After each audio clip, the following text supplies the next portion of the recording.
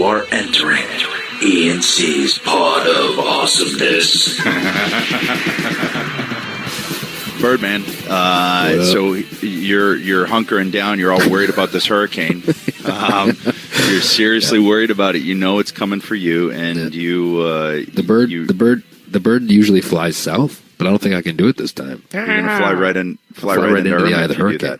Maybe I should do that. That's what you should do. Well, speaking of our guest today, that might be smart, right? Fly into the eye of the hurricane. Oh, I see what you did there. Yeah. I was going to say just fly into the eye of the hurricane and like drop a deuce, drop some bird poop right in the middle there and try and diffuse that bad boy. Yeah, but that hurricane reference is way better. Yeah. I hit it with the femur fucker. Yeah. Rocket strap that bad boy and just take it to the top. I know Hurricane's been getting a lot of hurricane references on Twitter, and I'm sure he's probably tired of it. And we shouldn't make light of a hurricane because it's actually, kind of grade 5 right now. You think he does? I think he likes it. I think it gives him, some attention that I think he soaks up. He sorely needs. Is that what you're going to say? I didn't say sorely needs. I said he soaks it up. Is what I said. Chicane. So our guest today is Hurricane, and good buddies with him. One of the funniest guys, as you'll be able to tell with this pod. And funny dude. Funny fella. So, before we get to our breakdown of the Mae Young Classic with our plus extra special guest, Beth Phoenix. Yeah. She's angling to get back on the ENC I think pod. she's trying to take my spot, basically. Yeah. Or she's trying to take your spot. I can't believe what's really happening here. I cannot be replaced. Let's just be honest right now. Really? Yeah. Do you think either one of us is replaceable? Do you think she can fake laugh like I can? Come on. Well, her fake laugh would sound real. Yeah. Because she's a good worker. But the whole idea behind a fake laugh is that it's fake. That's the whole idea behind it. Oh, okay. So you mean to sound fake when you're trying to sound... Okay, I got it. Yeah. Very confusing. So what happened this week, Bird? What's going on? What did we miss? What haven't we talked about? Oh, you know what I did watch last night as I was falling asleep because I'm a dad? Randy Orton versus Shinsuke Nakamura. I watched that myself. Yes, and I was like, okay, there he is. Yep. He's Randall Berry and him had a really good match, and you can always tell when Randy's feeling it with somebody, and I think he was feeling it with Shinsuke. Yeah, no, it was a really good match. Sorry. I actually text Randy after, told him it was. I thought it was really good. They tore it down, man, and like you said, it seemed like that was the right guy to kind of unleash the Shinsuke. We've been, like I said, there's been flashes of what we saw in Japan. What made him such a huge star, and like I said, don't get me wrong, he's got that it factor that we hear so much about. He's got that connection with the crowds, that cool aura about him that you can't teach, that some people just have, much like RVD or a Jeff Hardy or somebody to that effect. There's just something about them that they don't even need to talk. There's just something about them that the fans can attach themselves to, and we saw the in-ring stuff kind of catch up to that last night, and it was good to see. So, Jay, that's a lot of good points you made. I really enjoyed it. I thought it was good. You never know. It's an interesting fusion of styles that old Shinsuke has, so I didn't know how Randy's style would work with it, but it really worked out well. I mean, for me, obviously, that I have a huge history with Randy and our styles. I'm not comparing my style to Shinsuke at all, but he, yes, it is. But Randy and I had a contrast in styles as well, and that seemed to mesh. So that dynamic seems to really work for him sometimes too. That really just plays off well. That like he is very methodical and slow in the way that he moves, and then a guy that has a faster pace like a Nakamura. It's a good dynamic. And one thing that I always still irks me, and this is completely off topic, that in my Hall of Fame speech, there was two people that I forgot to mention. It was Randy Orton, it was Dolph Ziggler. Yeah. Well, that ourselves. Always, Yeah. I mean, I mentioned 98% of the people. I just forgot that 2%, and I'm selfish. But just because Randy and I had really, really fun chemistry in there as opponents and also as tag team partners. Yeah. So I know you like to toot your horn about the history you have with Randy, but I kind of had a little bit. No, I know you do too. I mean, you guys were. Yeah. The We're whole basically tag thing. arguing over who has more history with Randy Orton right now. So we really sound pathetic. By the way, did you sneak in the text to say, hey, maybe come on the pod, even though I put in the feelers about 3 months ago? No, I didn't. I didn't. No. So it's Yeah. But yeah. Maybe he'll read between the lines. Probably enough of us, right? We should probably get to.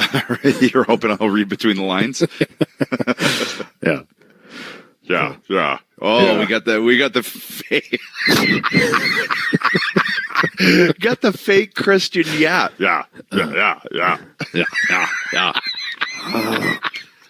So now everyone knows.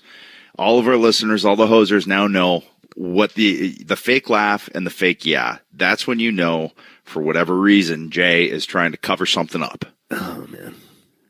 I just gave away all of your secrets. Yeah. Ha ha. Don't give everything away. Leave some stuff. It's got a long way to go. We need a lot of material. So, yeah, Bird. But, does the Phoenix one? Does that even make sense? No, it doesn't. The rising flame. Does the flaming bird? Oh, she's a flaming bird. Oh my gosh! You know what that means? She would fucking burn you. to like. Look, yeah, my feathers can't be ashes. singed. Oh, I don't know about that. I can't. Just burn you down to little tiny ashes. Come on, I'm gonna fly into the eye of a hurricane. You think a little bit of fire is gonna hurt me? Come on. Oh boy, we're dragging the bottom of the barrel today. Yeah. What's the dealio with Beth? What do you mean? What's the dealio? I mean, she's sitting in the other room because our show isn't hi-fi enough to have two headsets. so she's going to call in from the bedroom next door. Nice. Wait, I'm going to send her the number that she needs to call right now so you guys can hear all of it. Yeah, here you go. Actually, I'll just tell her she's sitting on the couch. Hey, honey, the number... Oh, she doesn't have her phone. Oh my God. She's so ill prepared. Oh, man. This show's on fire today. Yeah. Okay. Are you ready? Man. It's... Well,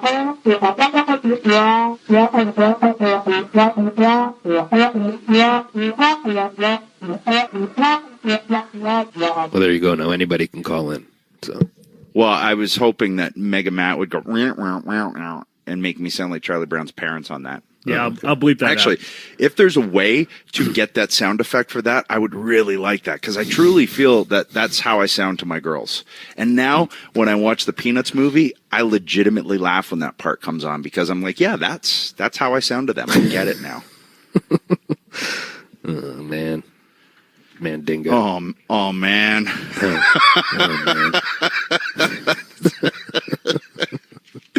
Oh man. Oh, and we laughed. Here we go. Sorry, it's time for this. Here we go.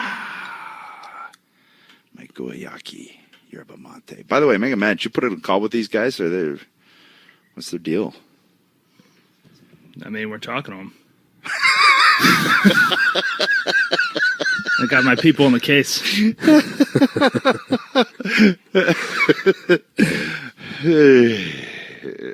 I'm James Andrew Miller, and I want to introduce you to a new podcast called Origins, as we relive indelible turning points that went down in cultural history and changed it, arguably, forever. We'll open Origins with a 5-episode cycle digging deep into Curb Your Enthusiasm. We'll hear from more than a dozen key players who retrace how Curb evolved from mere smash hit to a turning point in television. You can find the Origins chapter on Curb Your Enthusiasm when you search and subscribe to Origins with James Andrew Miller, wherever you listen to podcasts. All right, Edge. The zombie apocalypse is here. Now, where did you put the chainsaw? Is it under the couch? In the kitchen? Oops, too late. You're a zombie now. Get Tracker before it's too late, brother. 8 years ago, before the zombie apocalypse, Tracker changed everything when they released their first tracking device, and now they've done it again with the all-new Tracker Pixel.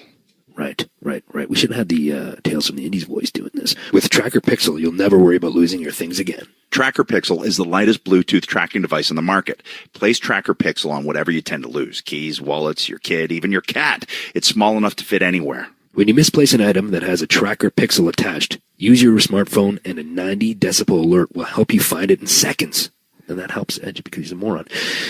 It even has powerful LED lights so you can find anything, even in the dark. Lose your phone? Just press the button on your Tracker Pixel and your phone rings, even if it's on silent. You can even locate your item if it's miles away because every Tracker user is part of the largest crowd locate network in the world. And Tracker 30-day money-back guarantee means you have truly nothing to lose. Go to thetracker.com. Enter promo code awesomeness to get 20% off any order. That's thetracker.com, promo code awesomeness for 20% off. Thetracker.com, promo code awesomeness. Hello? Hello? Hello? Hello? Well, look who decided to grab their phone. Oh, look yeah, who decided to jump off the couch and go into the bedroom and hop on Oh her yeah, phone. he locked me in the bathroom to do this interview. He says you can't sit beside me and do it. Hey, the So he's acoustics like- are better in there. Yeah. It's Oh, like sorry, I don't have it's a like John headset for Bonham you. Oh. drumming on When the Levee Breaks. The acoustics, man. So Nobody got that Yeah. reference but me. Okay. So you've been angling to get back on the ENC's Pod of Awesomeness since your last appearance, which was your podcast debut. And I guess you heard what the rocket strappers can do for people's careers, so you're just trying to get a little more, up your indie price, brother. And I did. we should also preface what rocket strappers mean, because I don't think Beth has listened to the show since she's been on.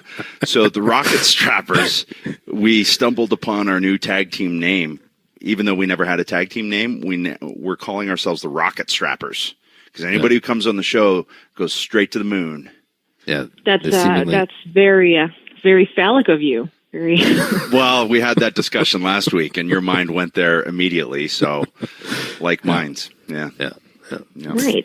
Yeah. Right. It's not meant to be that way, but we. But it goes there. If people's careers are going nothing but up, hey, it's a risk I'm willing to take. So here I am in a dark room. You're in a dark see? room. No, I left one bulb, one little bulb hanging over top of her.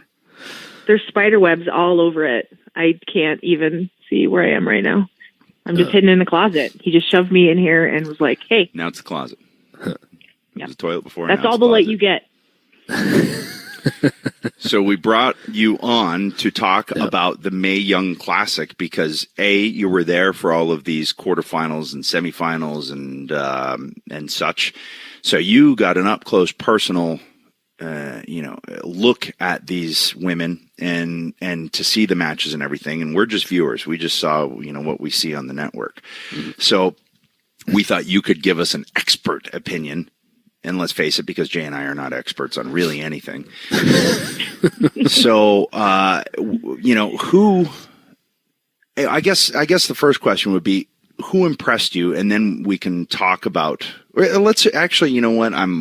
Let's talk about the tournament itself and how that makes you feel as a woman from this industry, who's now been put in the Hall of Fame and everything. How does it feel to see a full women's tournament?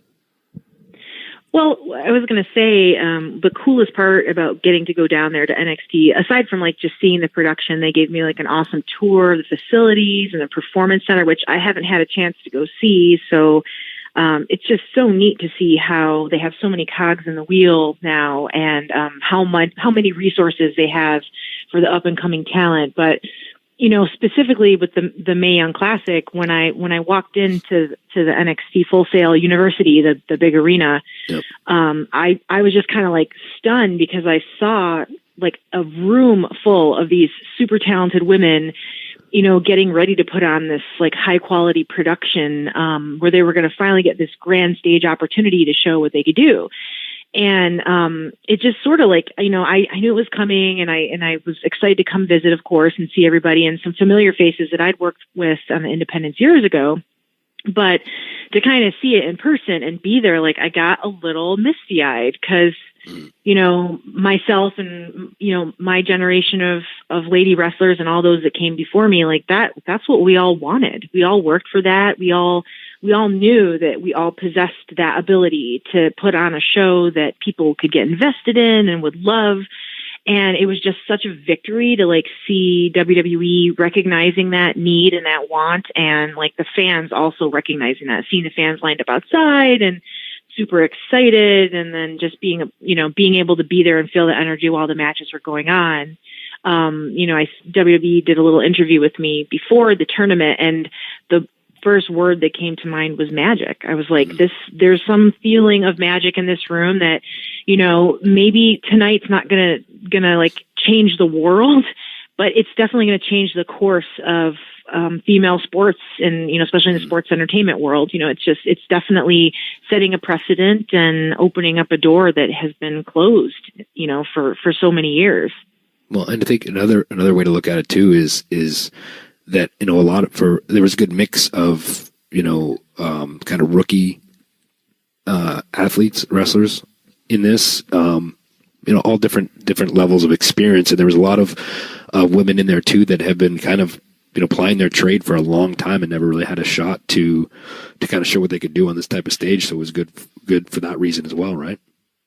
There was, and I can say this because I was one of those girls that didn't quote unquote fit the mold. And I was told, you don't really have the fitness model body, and, you're a bigger girl, and, you have this strength thing going, but it's kind of not, the brand right now. And so I was always one of those girls like that didn't quite fit in.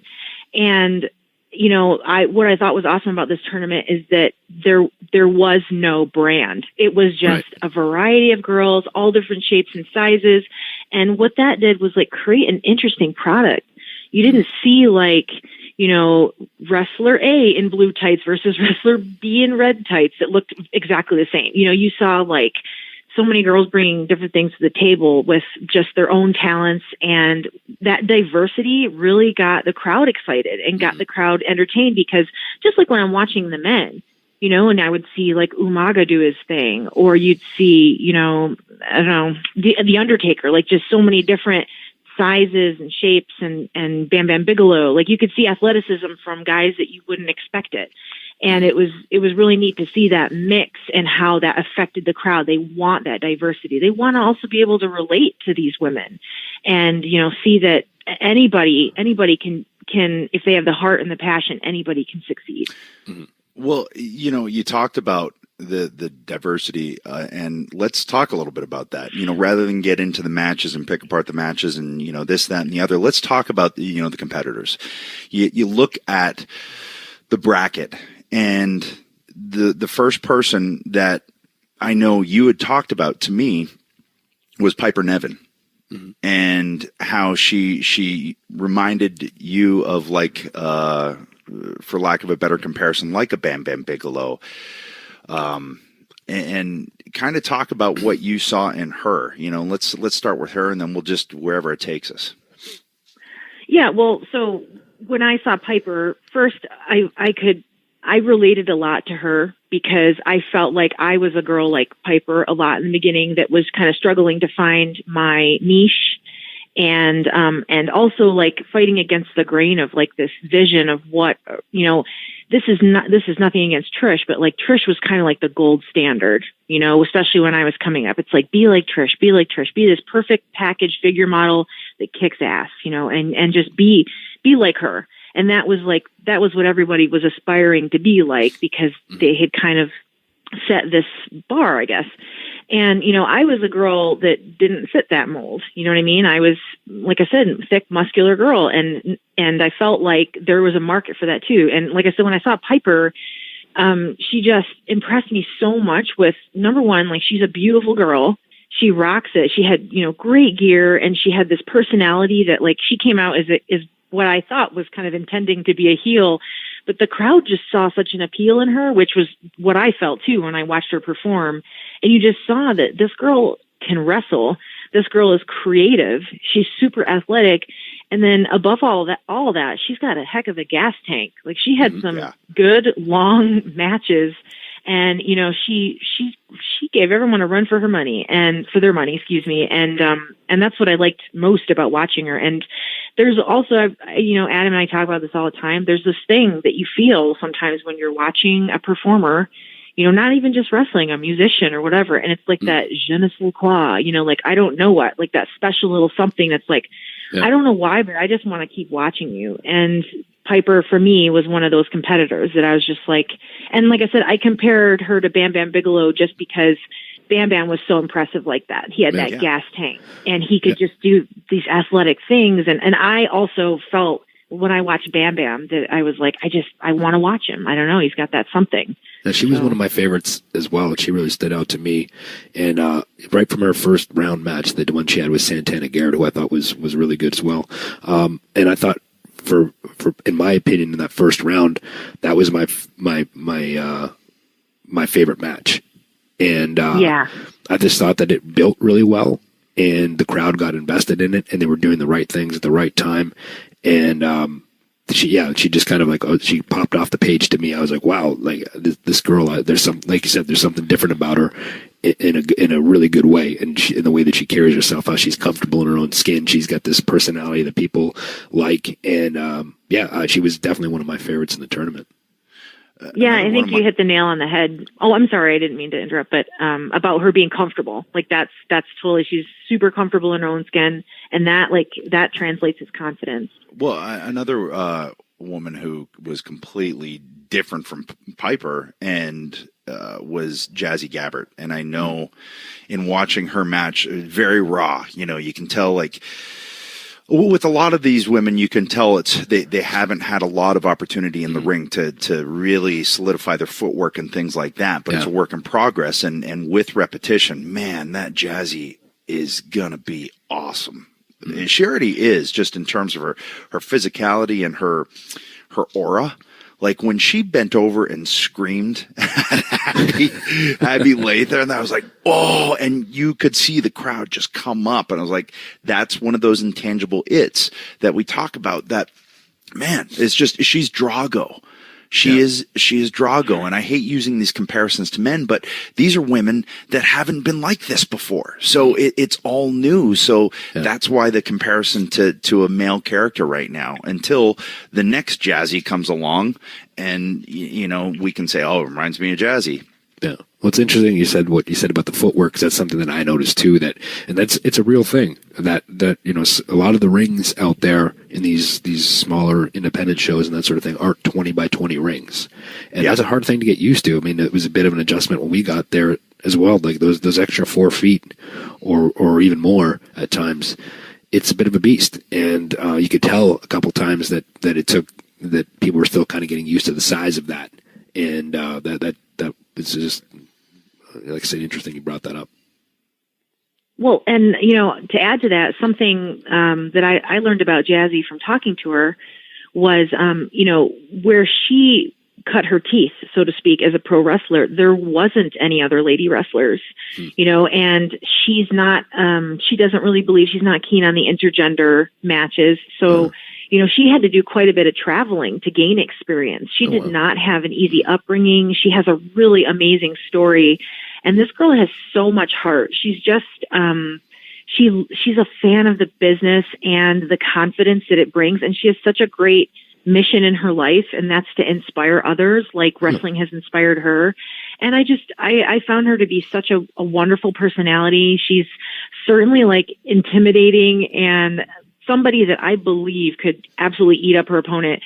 But in person and getting to talk to her, she's an intelligent, bright woman with, like, an awesome cause. And I think that she definitely has a bright future. And to be honest with you, you know, of all the women there, everybody got great reactions, but I would say Jazzy was like the runaway favorite of the NXT crowd.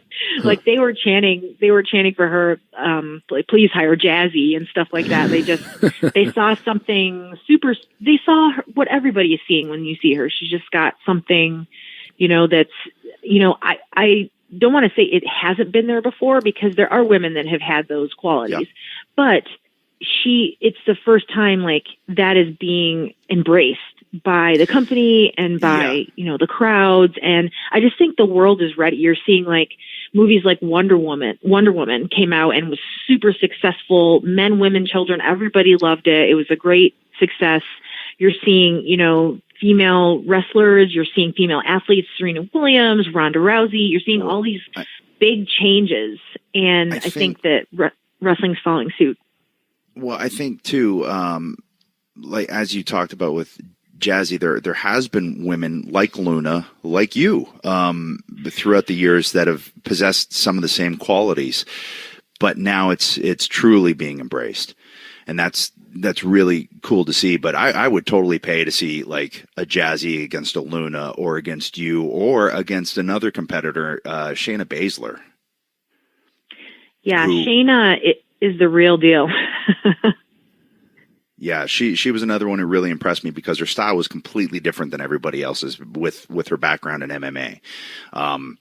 It just had that kind of, and again, I hate to use the male comparison, but right now, this is also new that it felt like the Brock Lesnar feel that, oh man, okay, somebody's going to get wrecked here. Well, I think also, like talking about like, there's a certain amount of respect, like you say, like, take, for example, like a competitor like AJ Styles. AJ comes to WWE, and the wrestling fans now, like, they're educated, and because of technology, they can see wrestling that they wouldn't have had access to before unless they were a tape trader. You know what I mean? So now there's like this more generalized wrestling view that you could watch a program like, TNA, you can get Japanese wrestling, you can get, Ring of Honor wrestling very readily available. So when AJ came to WWE, people knew his history and knew that he had this amazing background, and they knew what they were going to get. So he came into like an amazing reaction, and that was built in because they respect what he had done in other places and the work he put in. And with Shayna, I feel like, people know where she comes from. People know she was a trailblazer in women's MMA, and she's been busting her butt on the independent scene for 3 or 4 years now. This has been her passion. Despite, this career she's had with MMA, she's always loved pro wrestling. She's a huge wrestling fan, and people know this. So you come in, and then she comes to the ring and brings it, and she looks the part. She's not concerned with, winning favoritism from the crowd. She's there to do her business and do her job. And that translates like nothing else. People just see the passion. And I think that's what Shayna brings, is like, people are like, oh man, it's on. You know what I mean? And her background and her history and how hard she's worked is really a huge part of her story. Yeah, I think a missed opportunity in that tournament was seeing her against Jazzy. That would have been really, really interesting to see. But hey, it can always build to that now. Who else? I'm going to tell you who I was really impressed with, who I didn't really know, but you had kind of given me the heads up on, was Mae Young. She was so good, so solid. Trained with Gail, I think, right, Beth? Gail's one of her influences, yeah. And she uses Gail's finisher, the Eat Defeat. Eat Defeat. One of my Which might be the best name for a finisher ever. Yeah. Well, she'd been around for a while too, right? So it's good to see her get a chance like this. I know she was in TNA, I think, for a little bit, but I hadn't really seen her perform until this, and yeah, she was very, very talented, and it was nice to see her on this stage.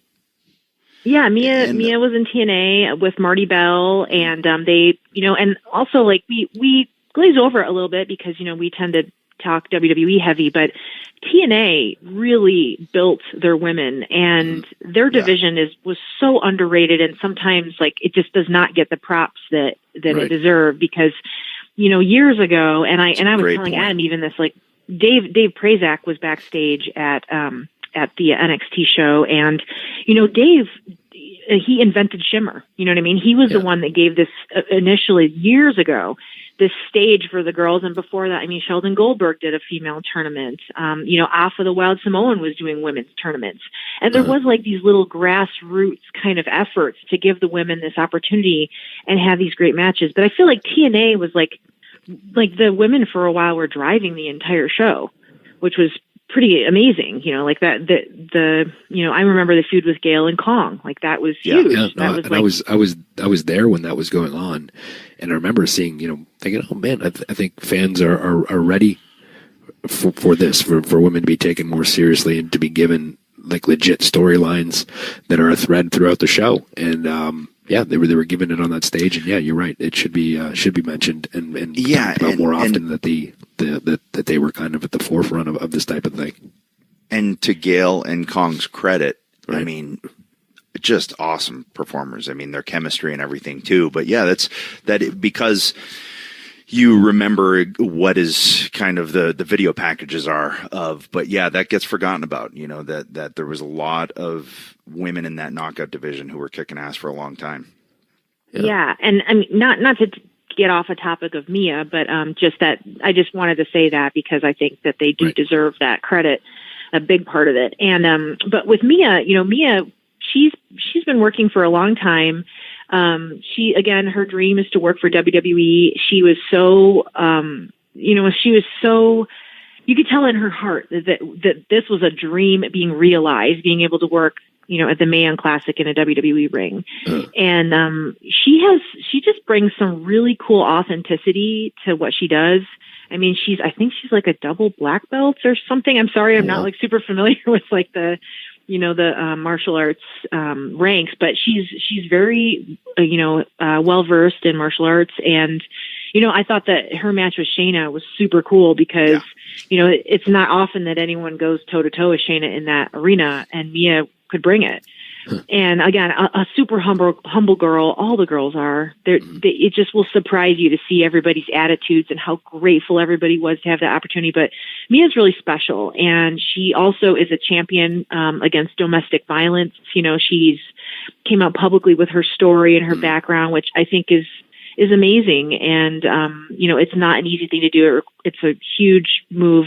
It requires a lot of courage and bravery. Right. So I think that's really cool that she wears that badge proudly. And I think that she's got such a bright future in wrestling. She's so young. The interesting part about like this whole, I mean, it'd be nice to see everybody get signed, but you talk about Mia having been around for years and everything. That also goes to, the Serena Deebs and the Mercedes Martinez too, who have been working for years. Yeah. And now with Mercedes finally getting an opportunity, and for Serena to come back and 2 years removed from her last match, which you wouldn't be able to tell, to get another shot. I mean, how good for you, Beth, does it feel? Because you worked indies before WWE with Mercedes, and Serena well. So how and I don't mean to group them together, but otherwise we're not going to get through everybody. So, so somebody's got to take the reins here.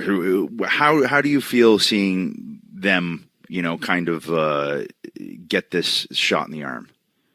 I know, like if your podcast, if you don't mind doing a 6-hour pod this week, I could go down the list and just like have a love fest with everybody because somebody's got to rein her in, Bart. Somebody's got to rein her in. She gets out of control. Well, just so you know, Beth, I suggested we do this in 2 parts, but Adam said that your schedule, he didn't know if he could schedule you in for another week. So you want to know why? Because she's going to be at the finals live next week. There, bird dick. All right.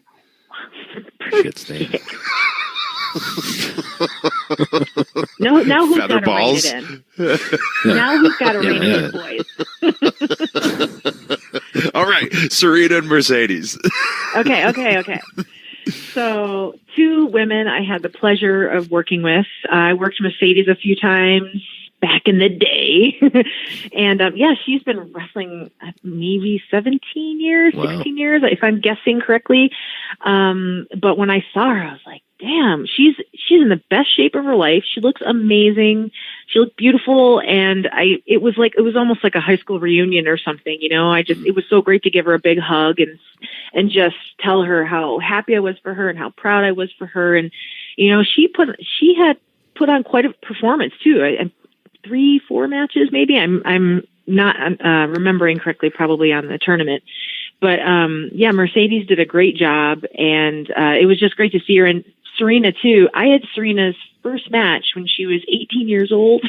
Wow! So she was literally like a little baby back then, and Serena's run with WWE was cut short, and I think that she used that as a learning experience and has found peace and great things in her life. And to see her come back, and like I said, like she stepped back, I think it was 3 years, she told me. 3 years? Wow. Since her last match, she's really into yoga now, and again, she's in the best shape of her life. Completely changed her physicality. Right. Like she looks like $1 million. She looks like I know, physically an entirely different person. She does. She's really and she's changed her training a lot. Like less weights and more yoga, and but she's always been a little spitfire and super spunky, and so it was so great to see her back and doing her thing. And it was like I told her, I was like, it's like you never left. I was like, if I were to step back in the ring today, it would be quite a different story. A little herky-jerky. These feet don't leave the ground, sister. That's something you said too. Put out my. That's something you said too about Mercedes. With her being around for like 17 years, it says something about her as well to stick it out for that long, like how much she must love the business and what she does. Because I'm sure there's lots of times where she could have just packed it in and been like, well, this isn't going to happen. But she stuck it out and obviously loves doing what she's doing no matter what level it's at. So there should be something to be said for that as well. She does. And, I think there's also this perspective with women that your career's got to be short. You know what I mean? Like that, I don't know. It's just that there wasn't a lot for women to do. And that it was just, there was limitations on the women before. So female careers kind of ran short unless you were Fabulous Moolah or Mae Young, there wasn't these long tenured 15, 20-year careers like you guys had. So it was just really great to see these girls that love this, did not give up. Someone like Mickie James too, has just, stuck with what she loved and never gave up on it. And I think that that's awesome, that's becoming more the standard than the exception to the rule. Well, yeah, we got to give a shout out to old Mickie James because she's instrumental in all of this too, obviously. Right. But it's interesting that you said the shelf life, the career of a woman's wrestler. I think it's changing. And I think, this tournament and things like that are changing it, where the in-ring career can be just as long. Now it's not, because the cycle before. It was like, okay, you'll come in and either be a valet or, a manager, and then maybe you'll get in the ring, or vice versa, wrestle for a little while and then, segue into accompanying someone to the ring. And that's changed. That's not the set in stone rule now. I think now it seems like these girls, and to the credit of like a Mercedes and the plugging away for 17 years, now I think that's going to be possible. Well, and also getting the opportunities of not just saying, okay, you got to send this little helper match today because it's Christmas time. You know what I mean? You're actually legit superstars on the roster going out and having matches that have the crowd interested and people are wanting to see. First of all, Christian, I take exception to the fact that you said a Santa's Little Helpers match was not serious, because I took it very seriously.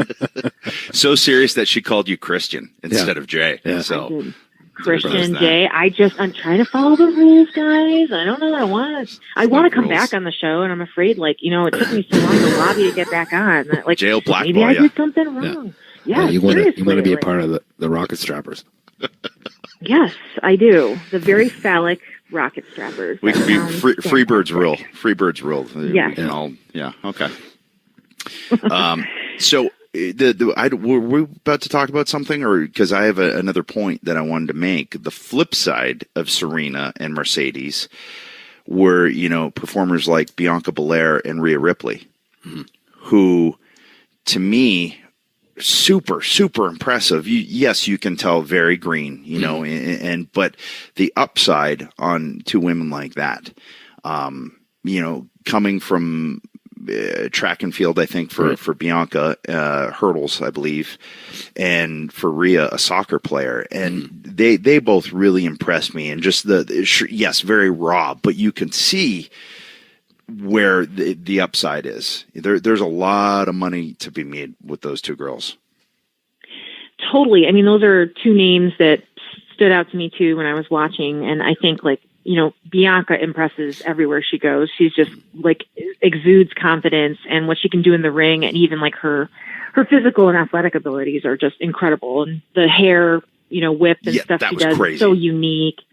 But you know what? We were talking about this morning, actually, that those girls are of an age where they've grown up not really having as many limits set on them as the generation prior.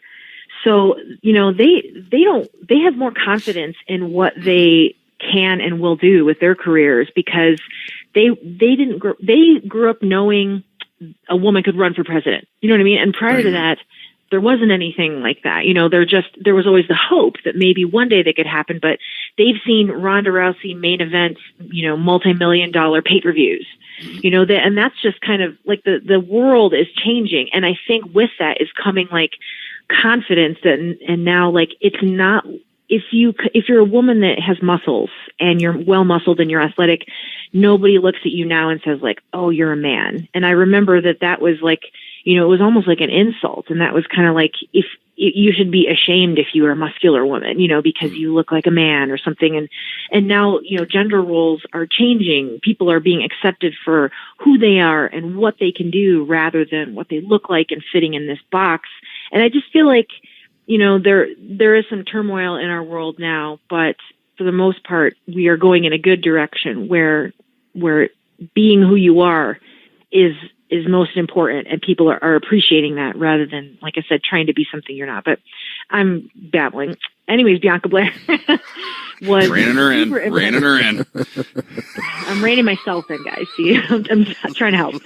So Bianca, and she had an awesome match with Kairi Sane. I think like being put in there, especially if, Bianca is new in her career. She's still learning. She's a little bit, green. Put her in there with someone like Kairi, who's got a lot more experience and has this international Japanese flavor, and brings that to the table with her style. I think that was a really great challenge for Bianca to try to step up to the plate and kind of step outside her comfort zone than working within, athletes within the performance center with their coaches nearby. That was a pretty cool, I think a pretty cool test for her, and she did really great. It was an awesome match. So I enjoyed that one a lot. And as much as I said I didn't want to pick apart matches, there was one part in that I thought if you had taken that 450 splash, which was spectacular, her reaction off that was great when Kairi kicked out. Then if she had gone to town with that hair whip there, that would have taken that match to an even different level. But that's just me, that would, if I sat down with that Bianca, I'd say, hey, if you used it here, look out. Anyway. Well, and that's the thing, like, doing a hair whip has never been done before in wrestling. Yeah. So where do you do it, right? Yeah. And you having such experience, putting together matches with a variety of different things, like you could bring some experience that might be able to use something that's new and novel like that and help someone like Bianca figure out the best place for that. And that may just come with time too. She may haven't developed an instinct, to where it's the best time to use this and get the best reaction. And to me, that comes from the live events, working WWE and NXT live events, because that's where you truly learn the craft, is doing it, It's funny you mentioned that it's never been done before, because it kind of threw me off when I first saw it. And it got me thinking, and we've talked about it on this many times, and you guys both know how I am, and Adam is like, I'm a stickler for little details, right? So I was like, when I first saw it, I was like, well, how's that not a DQ?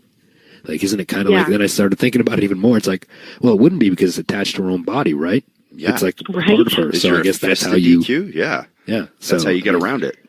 Because if that wasn't the case, when we had long hair, we could have just strapped a chair to our hair and flung it around. Just swung it all over the place. You guys really missed an opportunity because you both had like the best hair in the business. So, I mean, you could have done so many spots. Yeah. But no, I do think that's cool too. And I like on that first round match when she kind of whipped the girl with it and then hit her with a spear. Like, I mean, it's a good distraction thing to hit something, right? Like I think it's very unique and very cool and different is hard to do. It is. And she's it is definitely very different. But that's where being a woman is going to bring some things like that like you wouldn't see a guy do that necessarily. Right. There's some novelty and some creativity to women's wrestling than men's wrestling, which, shouldn't be looked at as like the pee break. It should be looked at like, wow, this is different and special, like the variety show that wrestling is. But, to your point, Jay, can I call you Jay? Is that okay? Is it all out in the open now? Bird dick. You know, if brother. brother. I think that's my preferred. That's what I call the kids, brother. So brother. But you know, if the hair is a DQ, then she can use it as a heel move, you know, behind the referee's back to get heat. So, you know, whatever these are new rules that we're setting, which we have a new female referee, which is amazing that, you know, females have now entered the domain of refereeing like permanently, not just in a special guest type of way. You know, that there was one in the 80s and I forget her name. There was one. That's true. That's true. I guess we're in it, like this is a more long-term position, I'm assuming now. But, but well, so. You also have Bianca when she hits a 450 like that, smoother than I saw Too Cold Scorpio ever hit it. People aren't going for a pee break on that, trust me. Yeah. But you know, to Rhea Ripley, what did you see there in terms of, you know, you got, what is she, 6 feet? 6 feet tall, like shoulders that you could, you know, I mean, just athlete. Yeah, when we were watching Rhea's match, you know, I was saying to you, like you said, this is so bad to make comparisons to men, but the reason I'm doing it is because I am stating what the potential is. Like, you know, when I see Rhea, I see like a Randy Orton because she's, you know, just her story. She's so young and she's like got these tall, lean muscles. Like she's just like a genetically gifted woman. And she's very aggressive and has like a lot of athletic, you know, she's got ups, so to speak, and which I never had. So I am in admiration of that. But, you know, I just see her like a Randy, like she has so much career ahead of her and she had such an athletic foundation that I also I liked her confidence when she came out. Like I can see she's excited to be there and, you know, to have this opportunity. And I got to speak with her a little bit. And again, such a humble, sweet girl. And she's got so much future ahead of her. And, you know, I don't know, like to me, when I saw her, I was like, that could be the next Randy Orton. You see her and I at least immediately went, oh, her against Charlotte. Okay. That's a headlining match soon, or, you know, in a few years. Yeah. And you said something. Oh, sorry. Go ahead, Beth. Oh, no, nothing. I was just... No, go ahead, please. Oh, I was just saying, you know, that Rhea, I lost it, guys. I'm not going to lie. I totally flew up my head. I got mommy brain. Don't worry. We'll edit that out. And yes, I just used air quotes. What I was going to say is backing up a little bit. You kind of just backing up a little bit. You said something that kind of sparked something in my little pea brain. Was that? Oh boy. That you said that you liked how the girls were feeling like they could be themselves. And one person that kind of stuck up for me in that sense was Lacey Evans, who's out there talking about being a wife and a mom and things that you wouldn't necessarily hear, you know, people talk about. And I thought that was pretty cool. And even when she went out, you know, gave her, you know, a little shout out to her daughter, and they talked about her daughter during the match, and I just thought that was pretty cool as well. She also just her gear. She had a different presentation, a very cool vintage. That's maybe not the right term, but just I don't know. It's just a really, really cool presentation. Like she's got a good package together, let alone the backstory of being a Marine and things like that, and a mom. Yeah. Well, yeah, and here, like, if you don't mind me speaking a little bit on the mom subject, because I do know a little bit about it. I did birth you a couple of children, Adam. You know, there's also that. Yeah, I guess you can talk about it, sure. Yeah, well, so the thing about momdom is, you know, there's a little bit of cultural stigma that once you become a mom, people look at you a little bit differently. Like, you know, like, is she quite the same? Like, can she hang anymore? And, you know, your sexuality changes a little bit because now you're more nurturing, and like people there's a little bit of a cultural shift when you know somebody has a child. So I feel like in wrestling, that wasn't always something you wanted. And also, like, you want to protect your children from all of the negativity that can also come along with wrestling. So I feel like women, if they had children and they were pursuing wrestling, maybe didn't speak about that because, you know, you wanted to be as attractive as possible. And part of that is being available and, you know, like I said, it's like a sexuality thing. And I think that's changing too. I think that now being a mom isn't looked at like, you have, I don't know, sometimes it's looked at negatively, like you have baggage. And I think now it's looked at like this empowering thing where it's like, you are a kick-ass mom. You're living your life. You're setting an example for your child. And I think Lacey has a little girl. Yep. So, and, all of us can relate because we have little girls, that we want our little girls to see our moms and see our aunts and sisters and women in our lives not being held back by anything, and showing that you can go for your dreams and you can still be a mom. You can juggle it all and do those things, obviously with the support of those around you. Right. But I think that there's no longer the view that you have to choose, like, do I have to be a mom or do I have to pursue things for myself? Like, I think there's a balance. And that's what I think is so cool about Lacey, is that she openly speaks about her child and her, her love for her child, and how important it is to her to set an example, because that's just not done a lot in the culture of sports, and even like, I keep making references to other sports, but Serena Williams, Serena Williams just gave birth to her first child, and it was like, people were kind of up in arms. Oh, she was playing tennis while she was pregnant. And there's a lot of different opinions about that. But, Serena coming out as a mom and being an older athlete, I think, like, again, she's helping to change that stigma that, just because you have a child, that doesn't mean you're dead. You know what I mean? Like, you can still perform at a high level. You can still do great. And what a great example for your child that, you can go for your dreams no matter what your age is, what your situation. It's never too late. And how cool is it for a daughter to see her mom in the ring doing that too, right? I mean, that's got to be cool. Yeah, super, super cool. I mean, it was the big reason why, the coolest part about Hall of Fame for me was having Lyric there, just like every parent loves that feeling of being special to their child, and, I remember talking to Bill Goldberg's wife and how much it meant to him that he could perform in the ring and have his son watch that. And it means just as much to women as it does to men. And it's cool that opportunity exists now, because gender roles are changing a little bit. It's not always like the mom has to stay home with the kids and the dad goes off and works. Things are changing, and, we're all a part of trying to make this a more level playing field. Well, I not to shuffle us along to the next, but I want to make sure we're not going to be able to give everybody props. Can I throw one out there since I haven't gone yet? Yeah. Oh, okay, thanks. Well, somebody's trying to keep this show moving. I know. You guys got the verbal diarrhea. I'm trying to get everybody their props here, and you guys are like, let's Young Classic, brother. I'll tell you who impressed me a lot in their match was Tessa Blanchard. Oh, you beat me to it. I was leaving her to last because honestly, out of the whole tournament, she impressed me the most, I think. Right. And, it's kind of hard not to, because look at her bloodline, right? I love Tully Blanchard. Tully was one of my favorite guys. He's a guy that I watched over and over and over again when I was coming up in the business. Just his movements, the way that he sold, the way that he did things. And you could just tell that she has that natural ability, and she's an athlete, much like her father was. So the bloodline is there, like Charlotte. It came naturally to her, right? Or a Randy Orton or those sorts of performers, if I'm making a comparison.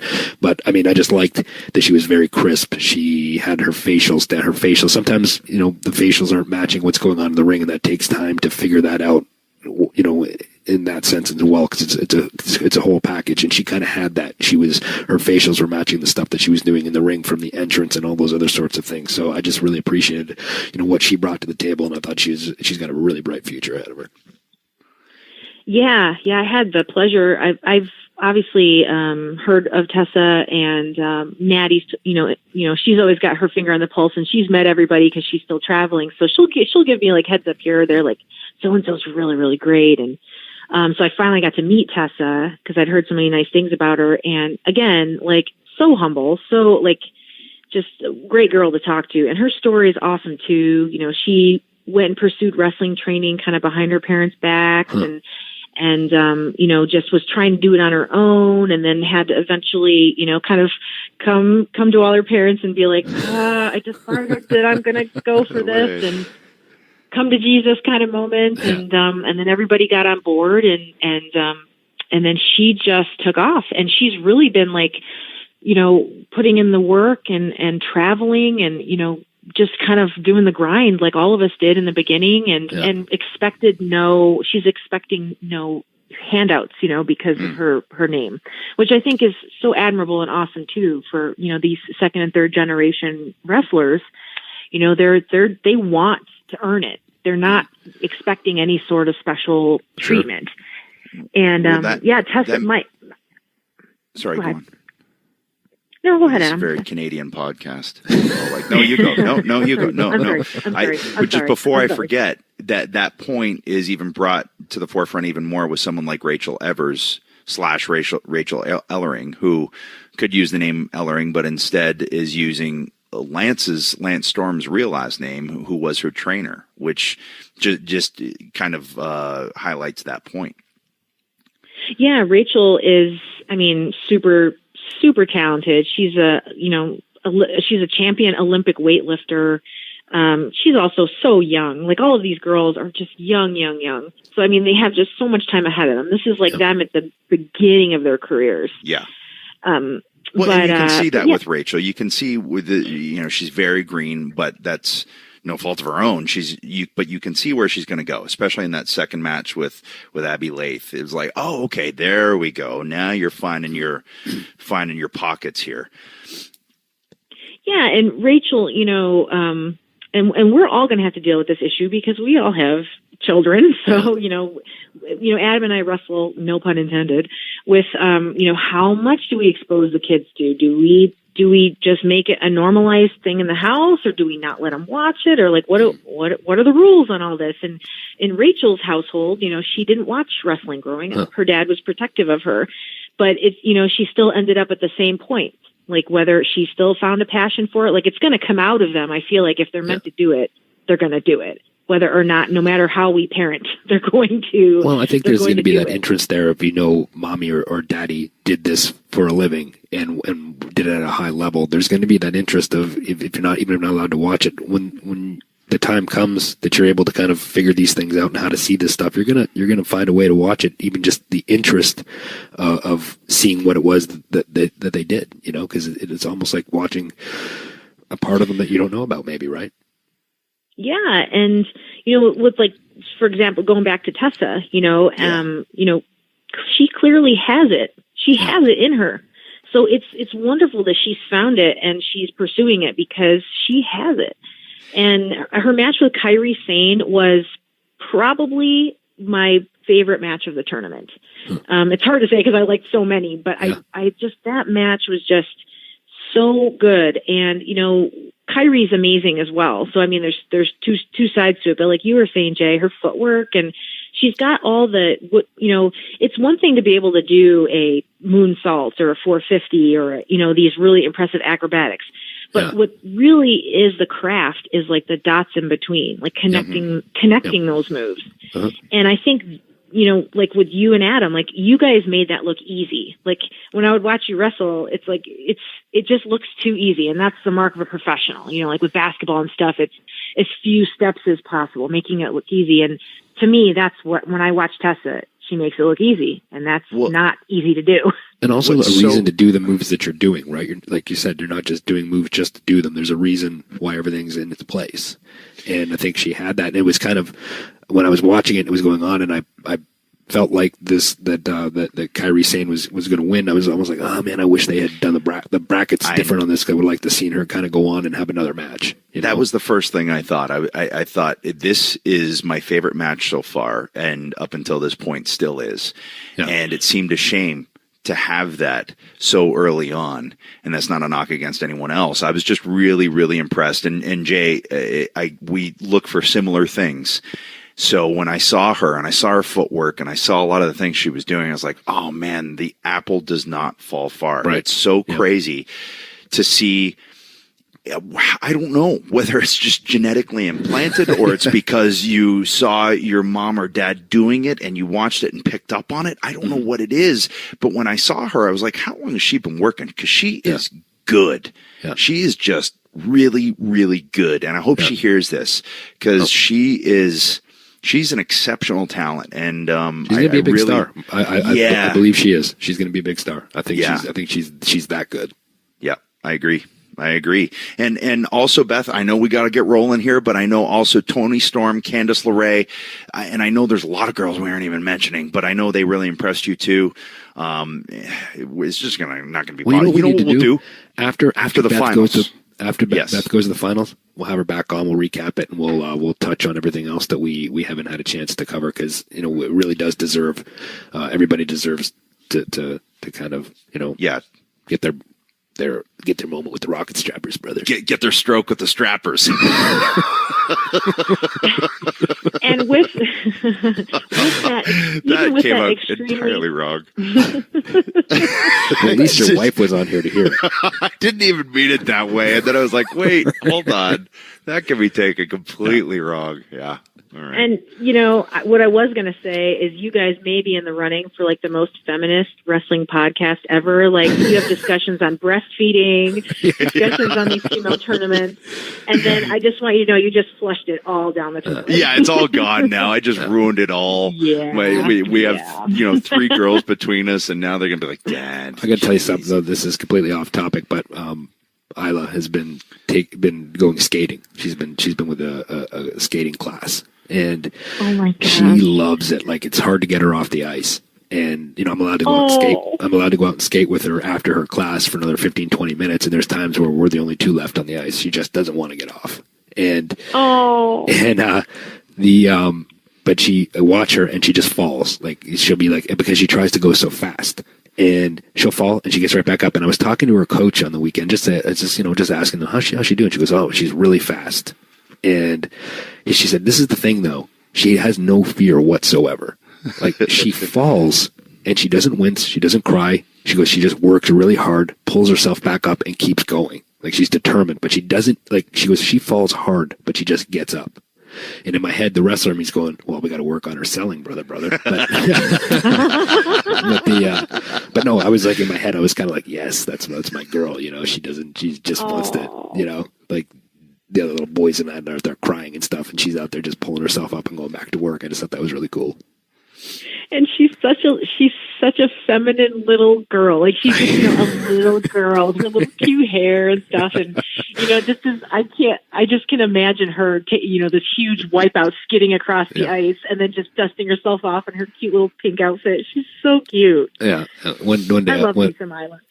when I was out there skating with her after the class, she slipped and she landed, and I said, "Are you all right?" She goes, "Oh, I hurt my bum," and then she just got up, but she didn't like cry. She didn't sell it. She just told me she hurt her bum, and she got up and kept going, which was funny.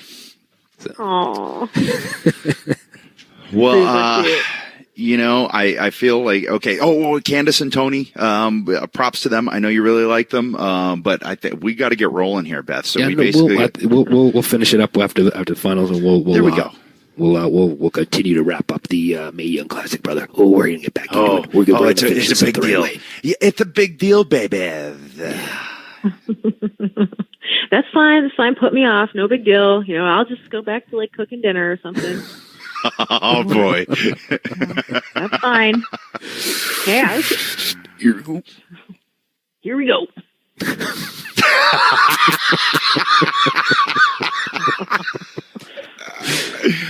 All right, bye, honey. All right. Remember a couple weeks ago we canned Mega Matt? Yeah. Not because he wasn't good. Not because he wasn't good. Just he works for the sheets. We can't trust him.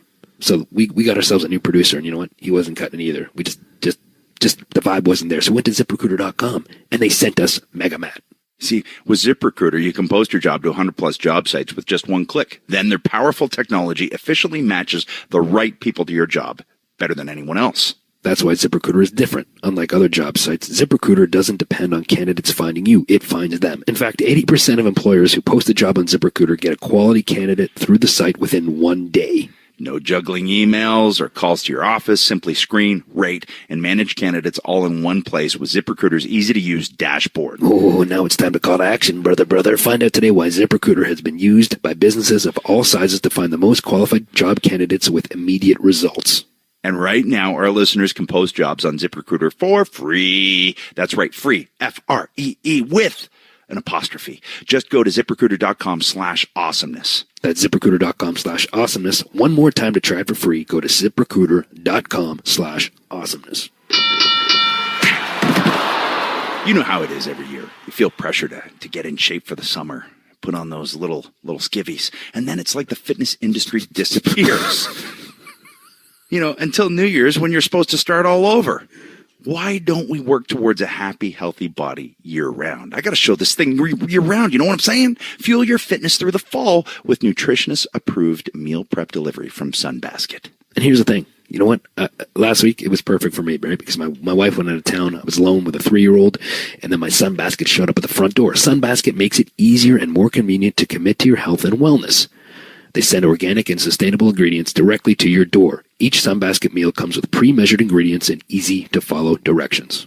That means you can cook delicious, seasonal, nutritious meals in your own kitchen in around 30 minutes. No excuses. You can choose from paleo, lean and clean like me, gluten-free, vegetarian, and family options created by an award-winning chef and approved by nutritionists. Right. Whatever wellness journey you're on, and I'm on the journey, brother. There's a Sunbasket to meet your nutritional needs. Your new healthy lifestyle starts now with Sunbasket. Go to sunbasket.com/awesome today to get 35 buckaroos off your first order. That's sunbasket.com/awesome for $35 off. Sunbasket.com/awesome. I'm going to go put my skivvies back on now. Please don't. All right, so we had Phoenix herself, the fiery bird, on and giving her critique, which was great. Now, without further ado, because this is a long one, Bird. This is a long one. We have Hurricane, but also we recorded this a few weeks ago, and we talked about the McGregor-Mayweather fight, but we brought up some good points. So I just want to preface the fact that we taped. Yeah. We just basically want people to know we know what we're talking about. That's what you're saying. But this is probably one of the funniest pods that you'll hear us do because he's a hilarious dude. So here we go. Here's a Hurricane. Sugarcane. What it is. Hey. Sugarcane. what it be, man? What about coming to knock you? That's all I want to talk about. Hey, we're going to try to get some personality out of you today. Yeah. That might be difficult. So now, because I think we've already started this thing, we got to explain to everybody why we call it Sugarcane. It's pretty easy to figure out. I guess. It's not much of a story. I just thought it was pretty cool. Sugarcane. Sugar Shane. Yeah. Hurricane. Sugar Shane. I think Sugar Shane. That was it. The bigger question but is... I actually brought a gimmick called Sugar King to life a couple of years ago. I don't know if you know. You did? But, Chris Hero, he had got released from his NXT deal a couple of years back. Yeah. And it was his first match back on the Indies. And he requested to work me. You know, we've always been buddies, but we never got to work. Okay. And as the Hurricane, I don't like working other baby faces. That's not the ideal scenario for my character. It kind of like if anybody needs a villain, is the superhero, you know. Yeah. But you'd be surprised at how much I have to explain that to promoters, or probably you wouldn't be surprised.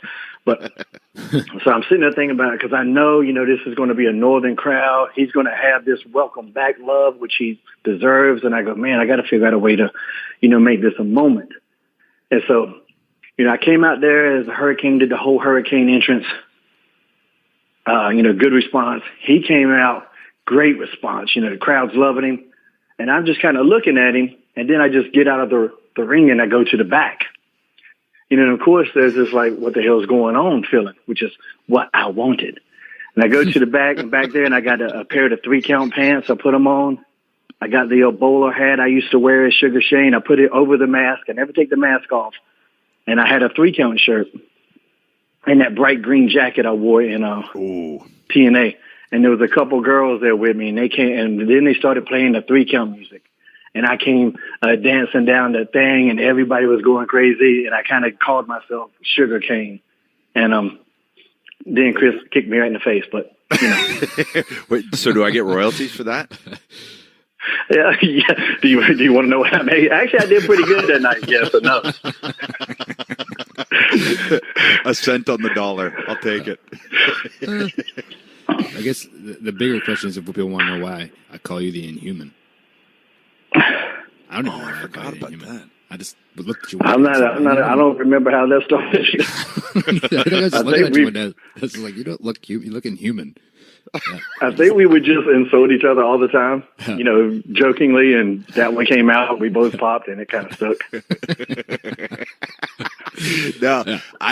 I think this story has been said before at some point, but the three of us used to ride together, and I've been known to have some bad gas at times. Mm-hmm. At times, that's one way of putting it. And you have an aversion to the ass gas. Not saying that it should be normal. Exactly. I'm not saying you shouldn't. So that now at this point, I was just coming back from neck surgery. I think I was like 260, eating 8 steaks a day, just full of protein and gas. And it was in Edmonton. And we were driving through a parking lot. And I remember there was like a Chapters bookstore on the right. And then one seeped out. And I can't say it was an accident. I knew what it was going to be, and I didn't hold it, and I knew the reaction in the back seat, what it was going to be. So it was hot, and it fought its way out, and it infiltrated the car. Here's the impressive thing. Jay doesn't react at all. Nothing. Doesn't sell it at all. This thing was vile. So I'll just explain it to the listeners. So Shane starts dry heaving and choking and jumps out of a moving vehicle in the parking lot. He fucking stopped, dropped, and rolled, except he didn't stop. He just, out of a moving vehicle, jumped and rolled to get away from this thing. Yeah, I never even made it to feet first either. You have to understand, I jumped out head first and just was like, the hell with it. I'll just die. You basically took an arm drag out of a moving vehicle. The hell with it, man. That's terrible. Yeah, I never been the fart joke guy. Yeah. Yeah. Because I break it down scientifically. Because and I've explained this to you, and I think you even agreed with me. I do agree with you. When you smell someone's fart, particles that were in their asshole are now in your mouth. They're in your nose, they're on your teeth, they're on your tongue, they're on your gums. They are going inside. Something that was in another grown man's ass is now invading my body. I do not think that's a healthy thing to do. Yeah. Well, I mean, and depending on when, the air is blown over the bullet in the chamber. So you are chewing on a turd sandwich, essentially. Yeah, I agree. Yeah. I agree. Yeah, that shit deserved the exorcism. Definitely were that day. When I got to the building, that happened. And then you told Vince. Do you remember telling Vince? Yes. You told Vince, and I didn't know you told him. So I get there, and Vince calls me over, and he goes, "I thought you were a man." And I go, "I am a man." But actually, here's how I said it. I am a man. Like, I wasn't even sure. I didn't know what I'd done, because I was all the time, getting in trouble for shit. So I was like, I am a man, ? One little fart and you jump out of a car. And I was just like, then I realized you told him, I was like, this wasn't no normal Vince. You don't understand. That's a sick man over there and he needs help. And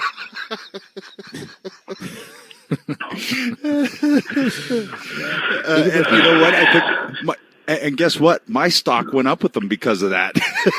Yeah. So you got your you want to know where I got a main event push? That's how you. Yeah. Yeah. Right there. There's a fart. Yep. Maybe I should have went and told him I no-sold it. Oh. Yeah. Oh, yeah. You would have won everything. Could have changed the whole trajectory, Jay. Damn. Missed opportunity, kid. Rookie move. Yeah. Rookie move.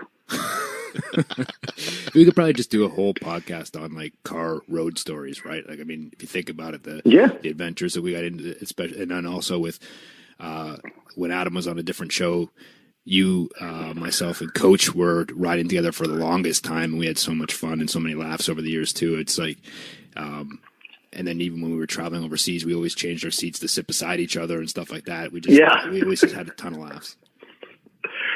Yeah, and even with Lance, before Coach, we had Lance, and I just did his show too, and I told him, I don't know if he ever knew about me calling him Hacksaw Book Reed at that time. Oh man, and I can't remember where we were. I wanted to say California. We were in Los Angeles, and we were leaving the arena, and we were going to catch a red eye. I think we were flying to Australia or something, or we were going overseas somewhere. We were going straight to the airport, and I was driving. We pulled out of the arena. We went straight to the airport, and Lance wasn't on the tour for some reason, and I said to you, I said, it's going to be weird with Lance not on this tour. And you went, yep, good old Hacksaw Book Read.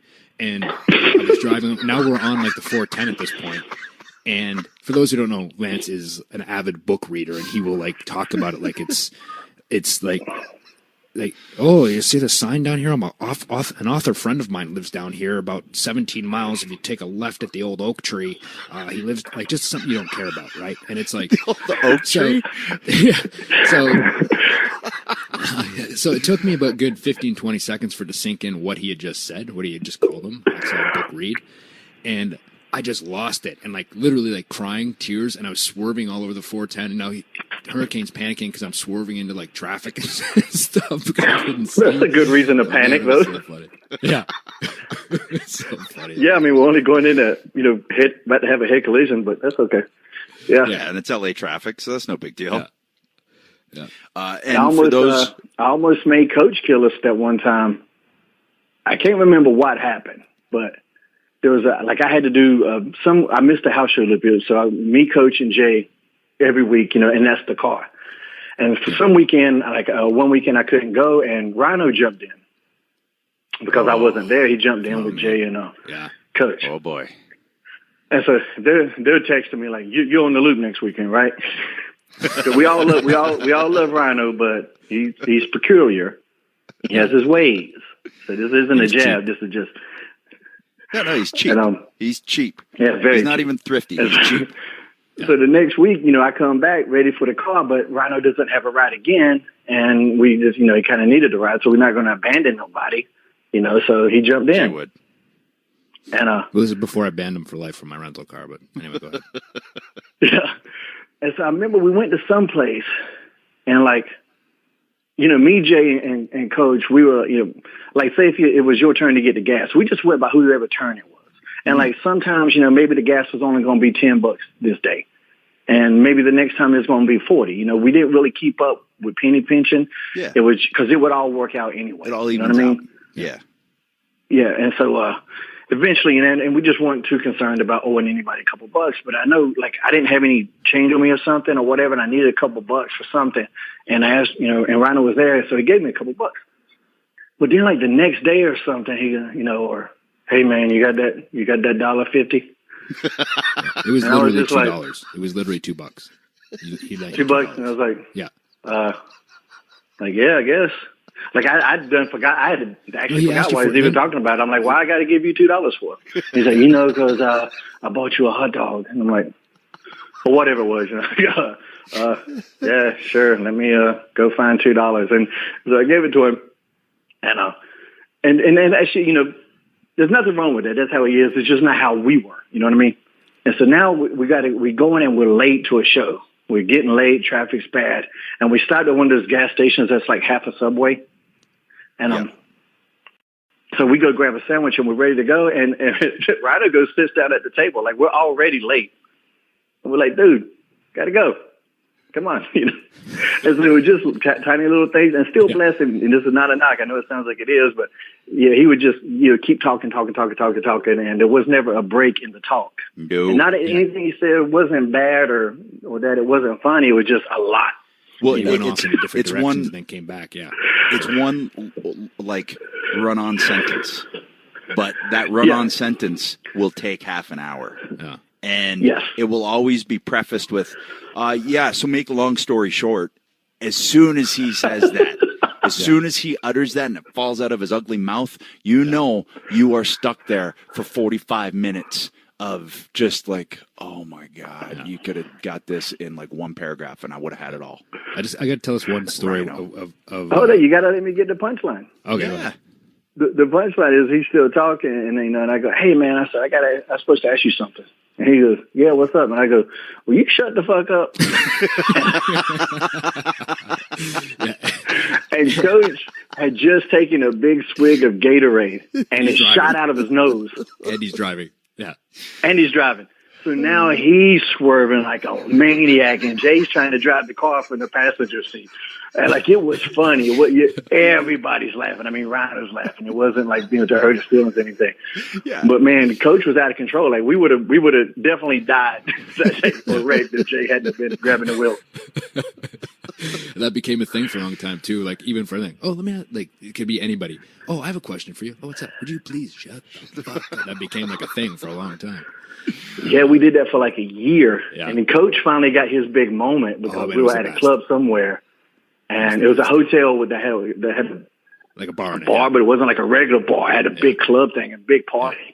And it was on, one of those ones was on, and hot girls, and the drinks are flowing. And there's some guy that keeps trying to, a fan, he's trying to get all this attention. And then me or Jay looked at him and said, Coach, why don't you ask him that very important question? So he stands up and on a Coach table. Got everybody. Yeah, he jumped up on the table. He goes, and he got everybody quiet. Sir, can I ask you just one thing? And the guy goes, yeah. And he goes, will you please? And then we all chimed in, shut the fuck up. And everybody popped in the bar. It was the best. Huge bar pop. Yeah. Which are hard to come by. Yeah. Yeah, that was funny. There's the other story too, where you, myself and Coach were driving. We were going from a live event in Vermont, and we were driving somewhere in New York, and we had like an early, I think it was a 1:00 show the next day. We got out of I think Coach was doing something on the main event of the house show in Vermont, so we didn't get out till really late, and I think it was like a 5-hour drive. Anyways, we ended up rolling in, and Coach was super tired, and that was odd for him because he liked to drive all the time. He always had to drive. And he was really tired. He said, guys, I don't think I can drive tonight. So it was either one of us were driving. He was in the back seat sleeping. We decided that we were going to rib him, and we were going to swerve the car and scream and honk the horn and wake him up, which sounds like you're getting in an accident. So we did that. And I just remember him jumping up in like the highest pitched voice you ever heard. He's like, and then he's like, and he's looking around. He's like panicking, his eyes bulged out. And then he just kept repeating to himself, that's not cool. That's not cool. Yeah. That's not cool. That's not cool. That's not cool. Just repeated it for like 5 minutes and went back to sleep. But then we rolled into the hotel and we got to sleep. I think it was about 5 or 6 in the morning. And I get into bed, I'm sleeping, and the fire alarm starts going off. And I wake up and I'm like, man, this must be a dream. So I just stayed in bed. And then my phone was on. It was right beside the bed. And my phone starts ringing, and it's Hurricane.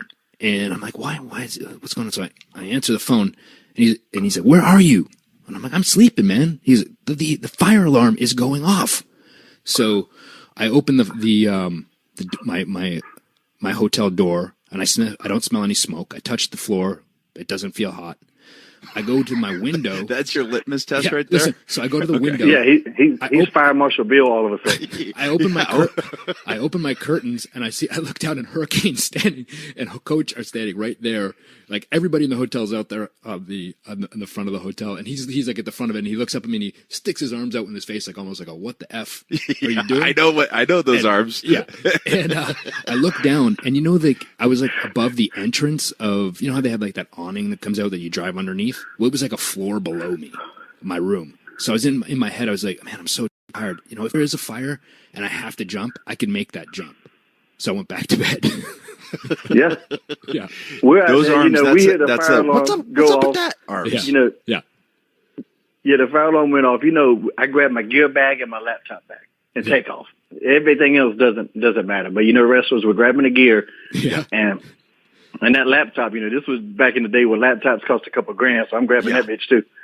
And I was on the outside looking up, and we sit there, we see the curtain open, and there he is in his damn boxers, pulled up to his nipples. I was like, what's he doing? And he's like, if I jump, I can make it. And he just closed the curtain and went there, and we're still outside going, did you see this shit? I was hoping that hotel would burn down then. Yeah, just so she is trustful. Yeah.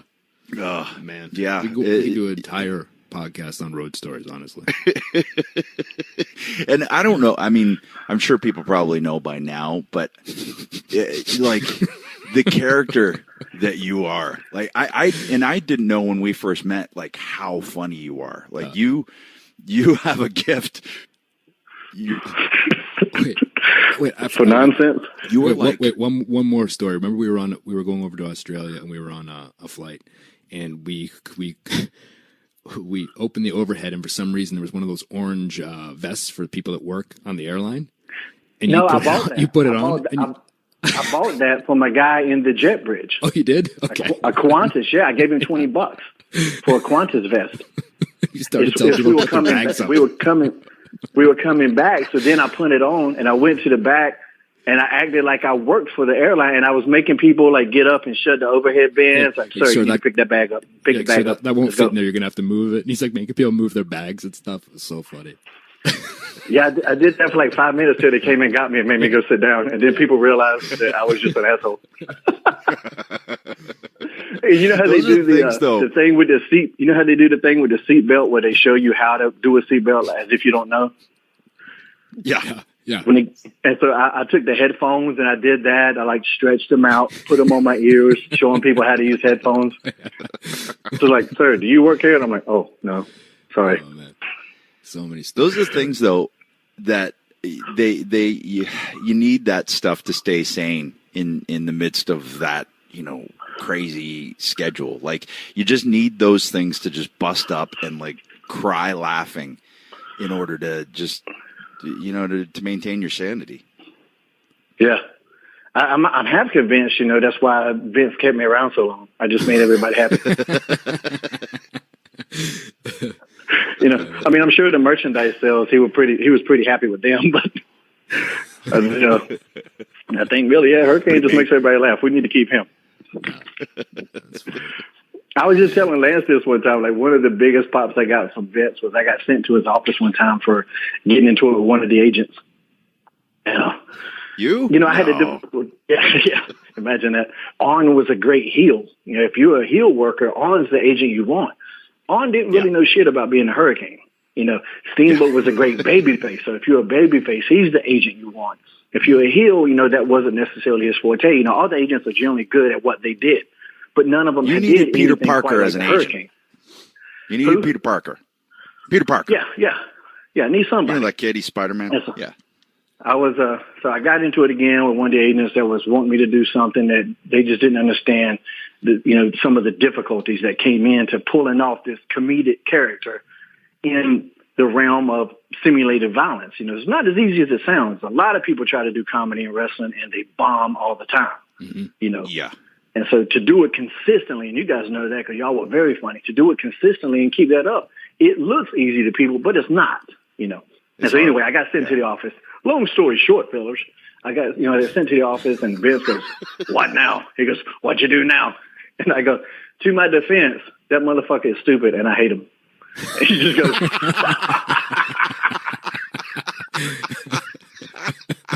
and I just sat there. He didn't even say anything else to me. He just like played on his phone and did bit stuff. And then he looks back and he goes, "Oh, we good?" And I go, "Yeah." He goes, "Okay." And that was it. But I just had to sit there to create the illusion, and I was getting chewed out for 10 minutes when nothing was said at all because he didn't give a shit. But yeah, that was my line. To my defense, he's stupid and I hate him. And I got to say, you have the gift of cursing better than anybody else like this side of Eddie Murphy. Like you know exactly when to drop it in for full effectiveness. I don't think I've ever met anybody that can do that with quite. Do you guys, are y'all going to bleep me out on the show? Do y'all? No. Can you say what you want on? Yep. Oh, okay. We're rated explicit or whatever it is. I don't know. Yeah. Very good. That was so creepy. Because I've done podcasts where they don't tell me that, and then I hear it back, and I'm getting bleeped every other word, and it sounds like I'm talking in Morse code. Yeah, no, there'll be no beeping on this show. No Morse code. I remember Adam Hurricane telling me recently you went and you had done an appearance a couple of years ago, and they asked you to come and do some improv thing or something, and you're like, yes. And you called Hurricane. It's like, do you want to do this thing? He's like, yeah, sure. And he just showed up and he killed it. Yeah, it was what was in Knoxville, and I think it was something or other Comic-Con, and we were both there to for the appearance, and then they had my buddy Eric Balfour, had set up this, I don't know, this comedy improv thing, and basically where you go on stage and the audience gives you a sentence, and then you got to take it and run, or a character and you take it and run. And I've never done that before. I've improv'd with wrestling, but I knew the character. This is, you get a brand new character, and who knows what's going to happen. So I was like, Sugar, you want to come do this thing? Because I was like, I have a feeling I'm going to bomb, but if I got him, I can play off him, and he could hopefully save my ass on this. So we get up there, and it was Balfour, you, me, and was it Tara Reid, right? Tara Reid. Tara Reid, yeah. Yes. And you just started killing it. And killing it to the point where, like, nobody else up there but you and me were comic book fans. So you were saying, like, Galactus shit, and the crowd was going nuts. But you were able to drop in reference. What was the Galactus line? I think it was the Galactus Jack, like Mick Foley reference, Galactus Jack Foley or something like that. And dude, this was right around the time when... I remember the first improv that they gave a sketch was like me, you, and another guy, and like y'all didn't have speaking roles, and he's the actor, you're in acting, and y'all just got you're like a Cylon, so you just make a noise, and I had to do it. I'm like, how am I the one that has to do all the talking here? I'm just a guest. And it was right after the Bill Cosby thing first started happening, and so I started doing a Morpheus gimmick from The Matrix, was like you take the red pill. Oh my God, that's right. And this little blue pill is going to keep me up all night long, baby. You take this red pill, you don't remember nothing. It's something weird like that. Yeah, man, I forgot that was around that time. Oh, so yeah. If I'd known how bad, I didn't know how bad that was going to get. And now it sounds like a very tasteless joke, but I didn't know. It's how bad. Yeah, maybe I won't make that joke now. Yeah, but at that point, you didn't. Too you soon? Just hearing. That's when you hit the too soon. I think he actually said that. Oh yeah, I did. I did throw it too soon in there. People are like, ooh. I think you did.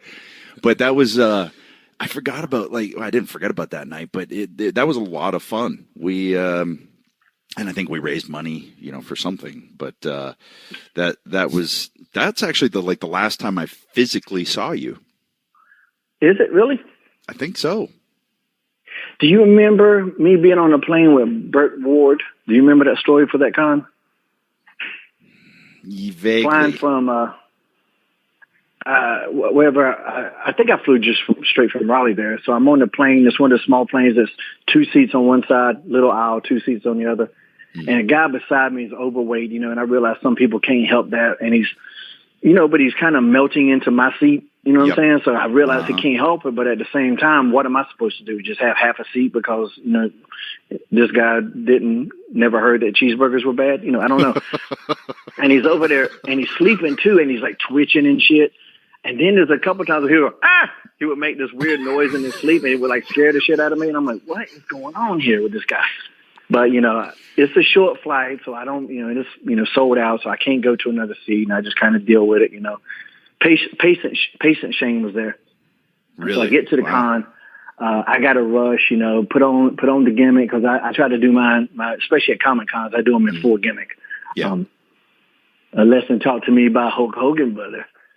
He told me one time, because I went to do an autograph signing without the mask, and he said, "Where's the gimmick, brother?" And I go, sometimes I don't want to put it on. He goes, "Nobody cares about Kris Kringle."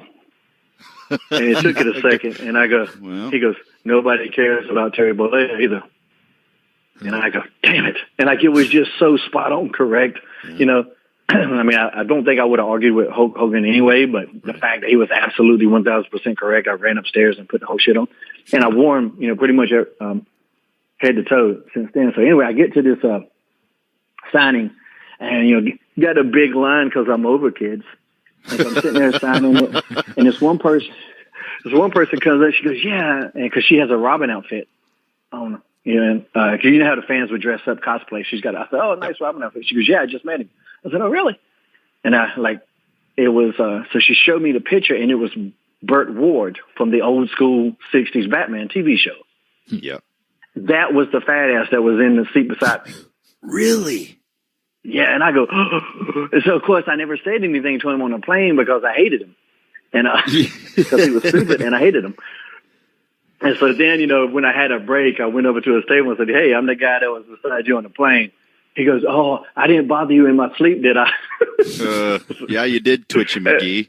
You got Tourette's. So I was like, yeah. I was like, no, man, the epilepsy's a thing. It's okay. And, but it was real cool.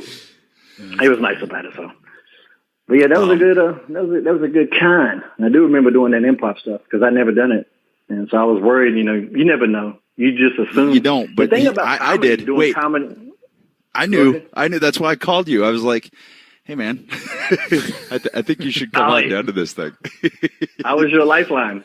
Yeah. Well, and plus we'd seen each other and I was like, oh, we got to hang out tonight, but I'm doing this thing. So it worked out, you know, kind of perfect. But that's a great point that Hogan said. And I got to say, Jay, we're kind of lucky in that our characters were Edge and Christian or whatever, but really just dressed the way we do and really more, there were still characters, but there was a lot of us in the character. Yeah, and I think it wasn't like we were playing a superhero. Most wrestlers all have that luxury. You go to these conventions, you know, and everybody gets to chill in their street clothes and they're all comfortable. And, you know, because it kind of fits, it doesn't really fit for me. Because when people see me, you know, and when I got on the gimmick, they wanted a picture of me in the gimmick. Yeah. You know, so it definitely helps in that scenario. Because Demolition was there too. And, you know, they got to wear the face paint because they're Demolition, you know, and Bill Eadie and Barry Darsow, it's like, oh, okay, but people aren't going to necessarily, you know, see that and recognize that and go, okay, he was Crusher Khrushchev and he was Crusher Darsow and he was, you know, and he was Mass Superstar. They aren't going to know that. They got to be Demolition. So, yeah, good point. But how cool would it have been if they would have had on the mask and everything? You would have won. I mean, just visualizing that right now is like, I would have got a picture with that. I would have sat beside them all day. Or even if they were doing their photo ops with people and like letting the fans hold their mask while they take a picture with them or something. You know, those masks were cool. Like when they used to take them off and they'd, you know, stick their tongues out. I did a bunch of signings with them. I've never seen them actually bring the mask. That would be cool. And then if they brought a cane and then, and whoever was in the picture, they gave them the cane so they were Fuji. Oh man. Yeah. Oh. And a bowler See, that's what I try to do with my deal because my little hurricane belt, like if I'm in shape, I'll take it off. If I'm fat, I'll wear the hurricane belt. It's the belly can favor. Yeah. You know, I never used to wear that. That company made that belt and gave it to me. Top rope belts, man. They're amazing because I had went to a convention and they got a lot of like the old school mid-Atlantic belts. And I've always been a belt mark, you know, just for the cool ones, not the bullshit ones.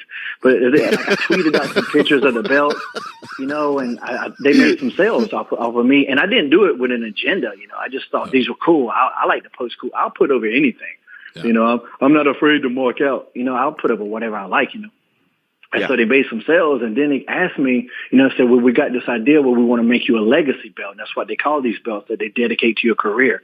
And and a lot of times they'll sell them, you know, they'll give an ideas to the guys and sell them. But because I'd helped them out and made them a bunch of, you know, I guess money, they were just going to do it. And so they actually sent an artist to my house, and I've still never heard the word free come out of their mouth. So I really don't know what's going to happen here. Yeah. But the artist came over there and, you know, in the belt, it kind of has, you know, how I got my family name Helms tattooed on my back. They made the Helms part match sad. They put my mask on there and they're like, there's a modernized version of the logo. I didn't actually want to jack Vince's logo that they own. So, you know, for whatever reason, for obvious reasons. And then on the outside plates, it lists some of the championships I won in WCW and WWE. Of course, they couldn't list them all, you know, because it's just been so many. There's too many, man. Real guys. There's too many. Yeah. But too many.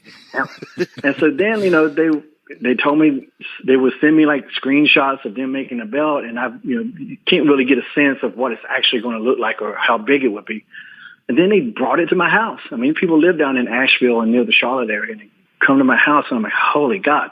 I didn't know if it was going to be one of these cheap-ass replica belts, but this is the real deal. And I'm like, I mean, it's a couple $1,000 belt here, easily. It looks and I'm amazing. just waiting for them to, like, pull out a sell a bill or something. Because I never asked them to make it. They offered, but it's obviously worth a couple grand.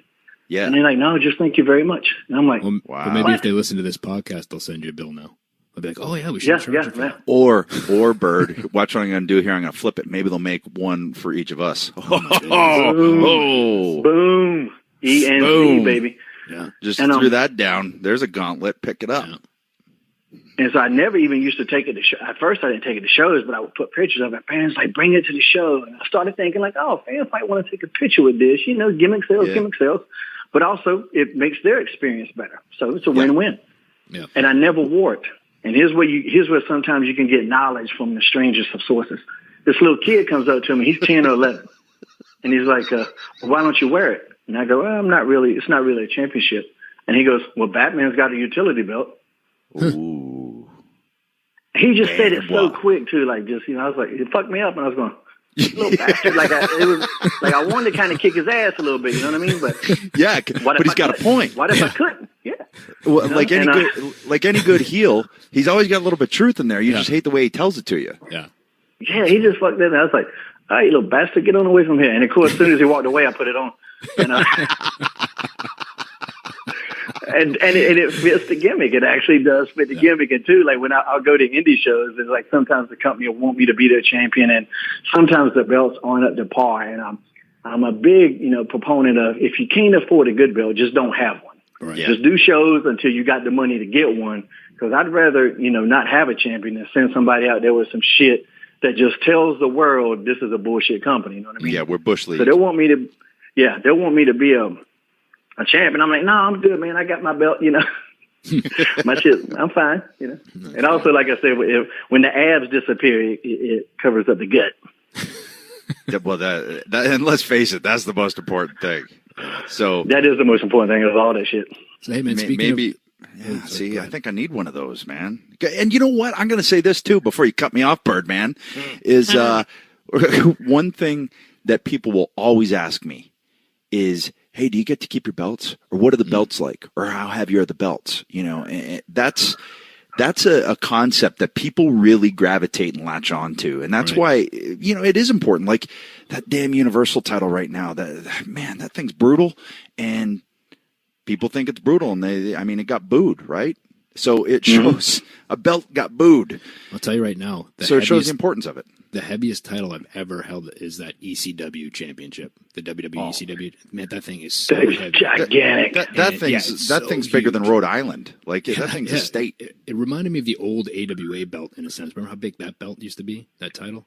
That was my favorite belt of all time. The size. Yeah. I don't think it was half the size of that ECW belt. That thing went from your nipples to your knees when you wore it. Yeah, and you always knew too when you were going through security that somebody at the TSA was going to pull it out and hold it up and those sorts of things whenever you because you never check your title right when you're going through security at an airport, and you always get that one dude that, hey, I need to see this bag because I'll see that there's a title in there or something, and they pull it out and they hold it up over their head, or they have the other guy take pictures with it or something, which is also pretty funny.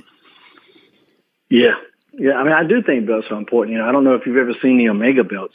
Top Rope belts made those too. Like, I wanted to make a belt because I remember how I felt seeing the big gold belt when Ric Flair first brought that out. Yep. I remember going, holy God, I want to be that champion. So I wanted to create a belt that even the boys would mark out for because I do think it's important. And so I remember when I had them made and I put them in the locker room, you could just see the guys walk up to it. And it was almost like they were kids again. I was like, I want to be that champion. I think they're very important. And so as a kid, I remember all the incarnations of Hogan's belt. I remember the old NWA 10 pounds of gold and then the transition into the big gold belt. I remember all of that. Well, I'll tell you what, too. I remember when they changed the Intercontinental Championship. Remember when Valentine destroyed it and Tito got the new title? Yeah. And I love that title. And that was like my favorite looking championship. And then by the time we had got to WWE, they had changed it again. But I remember we were kids. Don't get me started on that. Adam and I used to go to Maple Leaf Gardens. We would get the same seats right on the aisle. And, we'd always try to shake the wrestlers' hands and stuff like that. And one time, Kerry Von Erich, when he was Intercontinental Champion, the match was over. He was on his way back from the ring. He saw us standing there cheering, and he came over and he held the title over the barricade and let us. He didn't let go of it, but he let us hold it in our hands as he was holding it. And when he walked did you back, feel like you were absorbing some of his power out of his body through the belt? Well, I was roundhouse punching people on the way out of there, like just mowing them down. And I remember I was hitting discus punches on everyone. But I just remember like, and Adam were like, well, man, we just touched the Intercontinental Championship. And I just remember that was like burned in my memory. And then when I won the Intercontinental Championship for the first time, I was like, man, I wish it was that other title, the way that it looked before. But I had pitched a couple times for them to bring the old school one back, and then they finally did. And I did end up winning it when they had that old plate on it, which to me is kind of a call back to your childhood where you're like, nah, this is the one that I wanted. And I was so jealous of you because I think I was retired by that point. And I remember like, okay, they brought back the Savage Steamboat Honky Tonk Warrior plate. Because when I won it, it was that weird oval thing. Yeah, and it's like, it's the Intercontinental Championship. Great. But, it's not that, man. Yeah, it sucked. Yeah. And that's the only time when I won the IC title, it was always that title. I was a tag champ twice, and I wanted the one. I think you guys actually had the square ones that like the Bulldogs and all them had. The Demolition, the Heart Foundation, the Nasty Boys, the Rockers for a Night, even though it didn't get recorded. All of those teams, Brainbusters, those are the ones. I think Jay and I were the last guys. Well, I'll tell you a funny story to happen. Maybe Taker and Kane. When we won those, there was one of them had like a white mark beside the plate, and the other one didn't. Like there was like a little blemish on it. And I think Adam had the one with the white mark, and mine wasn't. But we always had to hold the same one. Like one was his and one was mine. And if the ref handed us the titles and I had the one with the white mark on it, and it was on TV, you would see us swap. We'd switch. We would swap them because that was the one that I had and he had the other one, and that was the way it was. So that was important. It's like, no, that's his here. Yeah, dude. I hate the way the belts get treated sometimes because to me, you don't want to. You don't want to mark out too much, but I feel like there are Oscars and there are Emmys. That there should be an accomplishment, an award, not just given to somebody to build them up. Now, granted, some of the lower tier titles I see, those being used, but I'm talking about the top ones. I always felt like you don't give those to just anybody. Those need to be earned. Those need to go to the guy. And I tell people too, like some titles were given, but some are actually earned. Like when I went in and they put the European title on me, I was like, whatever. Didn't really. That was the title they were given to me, and then, Adam, do you remember I went European the whole entire title run? As a joke? Sadly, yes, I do remember. Hip to hip. Because you called me out. Cause I made a joke. So what a rib that turned out to be. For the people listening, you know what man grooming and manscaping is. Everybody, that's a clean human being kind of does it. And so when I became the European champion in the locker room, I said, I think I'm going to just go European, which meant not grooming. And Adam was like, I dare you. You ain't got the balls. And I was like, well, and I figured I'd lose it in like a week. I didn't know I'd have it for a month or how long I had it. Well, yeah. And then after a month, you didn't have the balls because they were covered in fur. You couldn't see the damn things. They disappeared. Yeah, it was like, what the shit? I'm having to come up with ideas to lose the belt just so I can go shave my balls. And hey, we got a lot of European listeners, so we're not saying that you all don't clean yourselves. We're not saying that. We're not saying that. We're just saying that it's a term. That has been it's definitely a stereotype. But, yeah. But like the European title I was given, but like the cruiserweight title, and stuff like that, they're all ones that I actually earned and deserved. And my favorite one was when me and Rosie finally got the tag team titles. Because it just seemed like they weren't going to, they weren't going to reward us. We weren't supposed to really get over as much as we did. Yeah. And we're pushing merch and we're over as shit. And all of the other tag teams weren't even close. And we're like, why in the hell, And you got to build people up like that. But like, man, that can't be all our responsibility. It ain't our fault these guys ain't over. It ain't our fault they suck. And so when they finally put the belts on us, like we get to the back and like, dude, 90% of the locker room is right there waiting on us. And like, so that's the belt. And one of the times I was like, man, we won these. It was real in that moment, Yeah. That was cool. Well, one thing that I always found interesting, and I know it bugged Taker when guys wouldn't wear their belts, when they just like drag it on the ground, or because it is one of those things. And I always made sure when I came to the ring, man, I wore that belt, because that to me was where it was always placed. Yep. That's the way you're supposed to carry it. It's supposed to mean something, not just fling it. And I get it with Austin. It kind of made sense there. And, because he's just the Texas rattlesnake and it's flying all over, and he's, this frenetic thing. But to me, it was always important, like I will never forget walking out at WrestleMania, coming out last with Taker in the ring wearing that belt. It's like the proudest moment I can think of. And you don't want that over your shoulder. You want it like, bam, that's where it's supposed to be. He did the same thing to me with the Cruiserweight title when I was the heel, when I did the heel Gregory Helms run. Yep. And I came to SmackDown. And I think the first night I had walked out just holding it or whatever. And he gave me the same speech, and I wore that bitch all the time from that point on. Because two don't argue with him, but also he was 100% right. And that's the thing too. I never understood about like ladder matches. The importance of ladder matches, especially when it's for a title. Usually the referee would take the titles out, they would strap them up there, and they would do a shot of the titles hanging there before they did the entrances. But to me, wouldn't it be a bigger visual and add extra importance to the title if the champion actually wore it out to the ring, took it off, and you've seen it flown up, and then it floats up as the champion's looking at it like, man, I hope I'm the guy that grabs this at the end. You know what I mean? Like, have that visual of him watching his title go up and the challenger looking at it, and then you go from there. To me, like, the onus should be put on the importance of what a championship means. Well, that sounds too like they used to lower the cage while guys in the ring. Yeah. And that, like, do you remember War Games when the cage would come down, like the double cage, when you would see that bitch coming down? It's that impending sense of doom, Yeah. I like every night before house show, no matter what it was, if I had a championship, every night they'd, do the introductions or whatever, I'd take it off, I'd kiss it, hand it to the ref. Mm-hmm. Because I wanted people to think, oh, he thinks he may lose it. That's why, he's kissing it because he may be kissing it goodbye. That was always a layer of thinking that I wanted to, hopefully, and also the importance of it. Like, damn, that thing means a lot to him. And then it got to where I was French kissing the damn thing, and that's a whole different ballgame. But, yeah, man. Belts, championships, brother. How about, let's just go back in time real quick here. You got Hulk Hogan and Undertaker giving you advice. Think back, young Gregory. Shane Gregory, young Sugar Cane. You're sitting there, you're growing up in North Carolina. You ever think that's going to happen? No, of course not. No.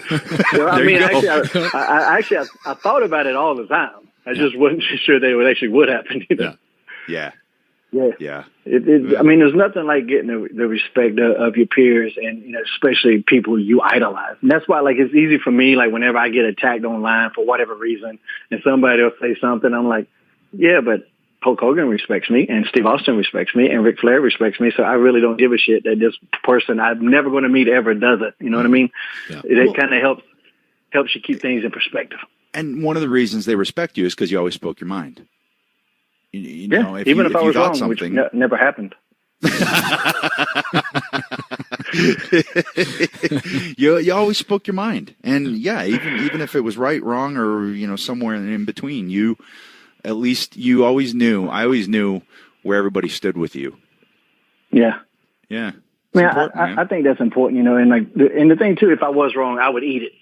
Yeah. I would of course you'd be mad. Nobody wants to be wrong, but whatever you're wrong, you just eat. All right, fuck it.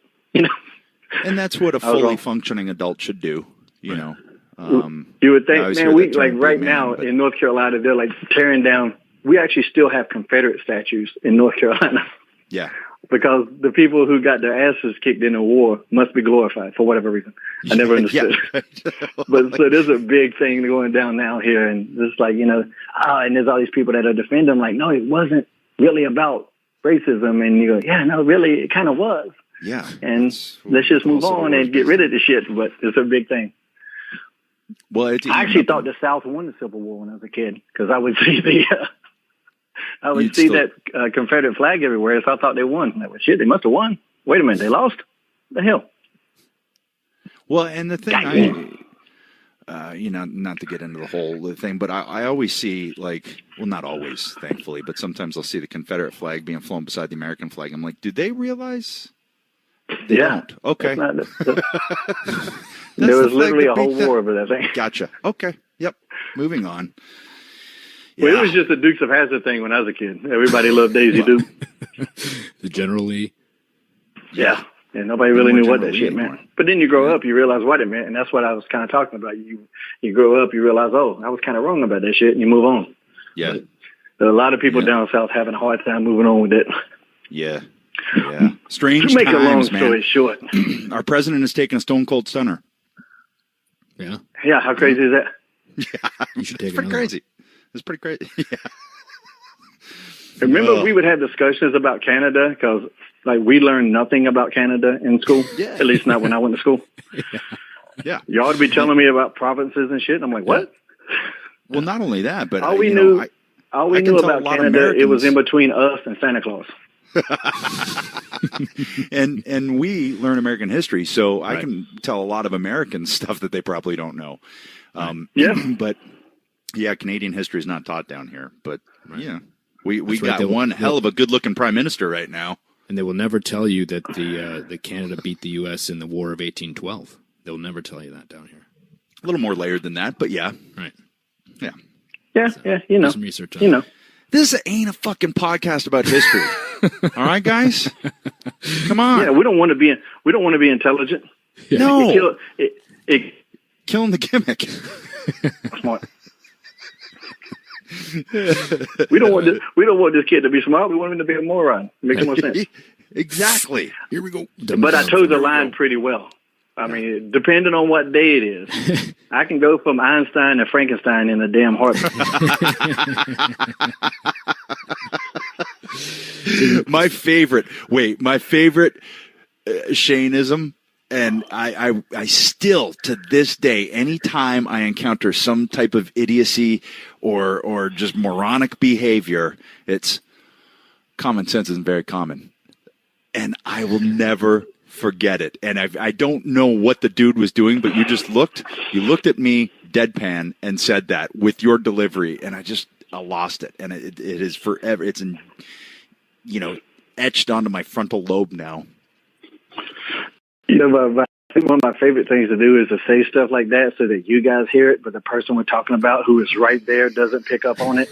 And then you have to control the laughter and no sell it so that they don't pick up on it. Like, I do that to my Karen, and she's like, oh my God. Like, don't really say that out loud, and I don't know. It's just, I would like to take credit. Like, I sit here and think about these things, and there's a good method to it. But, like, how do you take credit really for shit that just pops in your head? Yeah. Like, where does that, I feel like there's some kind of universal, what we would call the internet, some kind of information out there, and it just drops shit in my brain. Like the whole Kung Fu Naki thing, I didn't think about that at all. There wasn't one second of thought that went into that. I looked at him, I looked at you, I said it, and then I broke out in song, and it happened that fast. I don't know where that shit come from. And you just started laughing, and I think you almost killed us at that particular point, too. Yeah. And then it was a whole song. And now Kung Funaki, Fu is involved in pretty much everything we do on some level. Did you know, too, that Jim Johnson refused to give me songwriting credits? Really? Yeah. And they even when they decided to do it on the show, because everybody knew that I wrote the song and that it was my idea, they actually let me produce the segment. Like, they go over there as, with the camera crew and produce it, because they did it with R-Truth. And so they actually, I had a little producer credit for WWE. They let me go over there and do it. And then, like, when the CD came out and they were putting some Funaki song on there, and I knew that, like, I emailed Jim, and I was just like, hey, I don't want no money for this deal, but I do want to, I would like, it would just be cool to have the songwriting credit. Yeah, you're a songwriter, damn it. Yeah. Yeah, and I wrote the song. I'm not asking for anything, out of the way, and he wouldn't do it. And in the music industry, like, that's a huge no-no, so I don't know why he wouldn't do it. But you would have joined the likes of Lennon and McCartney, man. You would have joined. It's right up. I think it's right up there. Henley and Fry, Dylan. Hey Jude, Kung Fu Naki, Similar. Exactly. I'll tell you that. Similar. One day I got a knock on the door, and there was like a UPS delivery or something, and I this was years and years ago, and I'm sure Adam has the same one.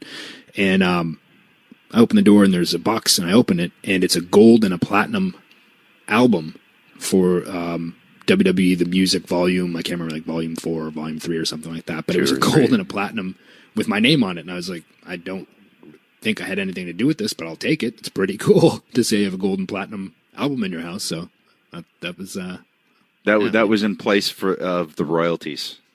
Nothing without richest man in the WWE, Jim Johnson. Yeah, sure. I helped write the 3-count songs too with Jimmy. I wrote the rap parts that I did, but of course they didn't put out a CD, so like I kind of have a songwriting credit because the song did get published. But like I wanted it in paper. I wanted to open up that little damn piece of paper on that CD and see my name there. That's all I wanted. Man, so I'm going to throw it out there right now, and it will now become the gospel that SUGAH Kane wrote a song in WCW, wrote a song in WWE, the only interpromotional songwriter in wrestling history. Yeah. That stands on a resume, man. Everybody loves Kung Fu Naki. And everybody actually does love Funaki. Yeah, that's why it works. Yeah. That's why we had him dressed up as a piece of bacon and introduced us on the show with Howard Finkel's voice. What else? As a piece of bacon? Yeah. He was a piece of bacon one week. He's a cowboy another week. Maybe a bowling pin. Let me ask you this. If he did a karate thrust, would it be called a pork chop? See what I did there? And you didn't know that I was going to say bacon, so that hit you. That got dropped in your brain. It got dropped in my brain from somewhere. That was the universal chi, the universal whatever up in the ether. Just dropped that in your brain pan, and you just spit that out. And just here's a little exclusive for you guys. When they were doing the Kung Fu Naki, the idea that I wanted for them was, because they had Steamboat there, and he had started doing a little bit more stuff. I can't remember if this was before the Jericho match or after, but I was like, why don't Steamboat be his trainer? And you could do all these vignettes with Steamboat's like chopping boards and they're breaking, and then Food goes to do it and he can't break shit, and like there could be all this really entertaining stuff where Steamboat's trying to train Kung Fu Naki in the martial arts, and it's just not working until finally, of course, it does. And he becomes a super ninja. Of course. And although I will say the last time I saw that super ninja in his gi, it didn't fit quite the same. There was some Japanese mammal toe happening. It was a little snug down in the old nether regions. Yeah, the letter in the mailbox, huh? Yeah. Did you get any pictures of that? No. And the best was, I'm asking for a friend. That's all. I just coughed up a lung. The best was he couldn't. At first, he couldn't do up the gi. He was like, "Oh no." And you just got to see Foo's, Foo. I mean, he's awesome. But Regal brought up a point about Foo a few weeks ago. Like, he's a badass. People don't know that. Yeah. Oh. But it's weird. A lot of the nicest guys in the business, like the badasses, are the nice guys. The real ones, the guys that their character is supposed to be these murdering badasses, they really never fought shit in their life. So they're not badasses. They're just assholes living out a fantasy. It's really strange. Like, look how nice Haku was. Yeah. He was a teddy bear. Like, I'd be terrified to fight him.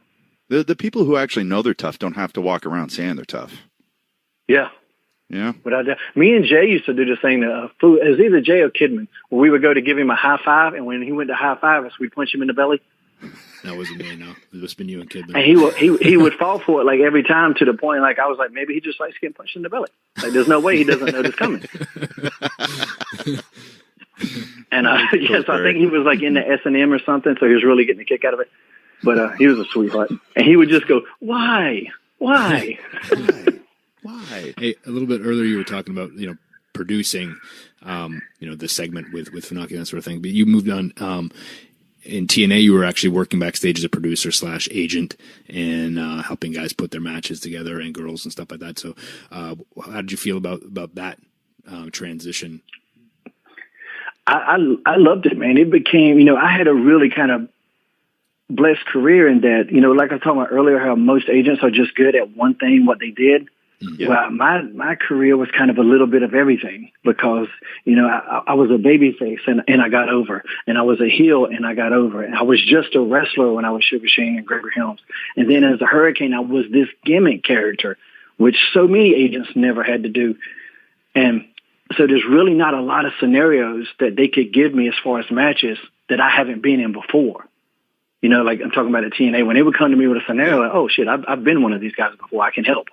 Yeah. And whereas a lot of the agents, and even WWE to an extent, some of the agents up there was a lot of scenarios that they hadn't been in, and a lot of experience and a lot of knowledge, but, having actually done those things, it helped a lot, and I really liked it, man. I really enjoyed it. And I like seeing guys that I loved it when they weren't exactly sure that my advice was going to work, and then it did, and they would come back. And just to see that, to have that moment, it wasn't like I was right. It was just that they learned and they appreciated that moment. Like that was that was like a really good feeling. What I can only imagine a teacher feels like. Yeah. Because nothing teaches experience but experience. Nothing. Yeah. And it isn't a knock on anybody that's a fan and watches, but they'll never understand, no matter how much they watch, what it's like to be out there and something goes right. And now you feel that energy from the crowd, and there is some kind of weird energy that flows between performer and observer, fan out there. And when you feel it and it's going and everything's going right, you will never know what that's like until you do it. I don't give a shit how much you watch. And I actually wish they could all experience that, because if they did, it would give them an even better understanding of what we do. And the flip side of that is when something goes wrong and still trying to pull something out of it and get back to the flip side that you just talked about and try and work your way back into that. It's all the different challenges that are out there, but it's got to be great to see that light bulb go off for guys. And I remember, like, if people would come back in the locker room and ask something, and I'd be like, all right, they're asking me, so I'll tell them, I'll watch their stuff and I'll try and pick it apart and tell them little things. And then to go out and see them do it, and like you said, go, oh, you can almost see a difference in the stature, like, oh, that worked. And if it didn't work, hey, be the first to admit it. I was wrong there. Let's tweak that. The thing that always bugged me is when people would come and ask you, and then you'd tell them, hey, this is what I think, da-da-da-da, and then they just go and do the exact same thing. It's like, oh, you were just playing lip service then.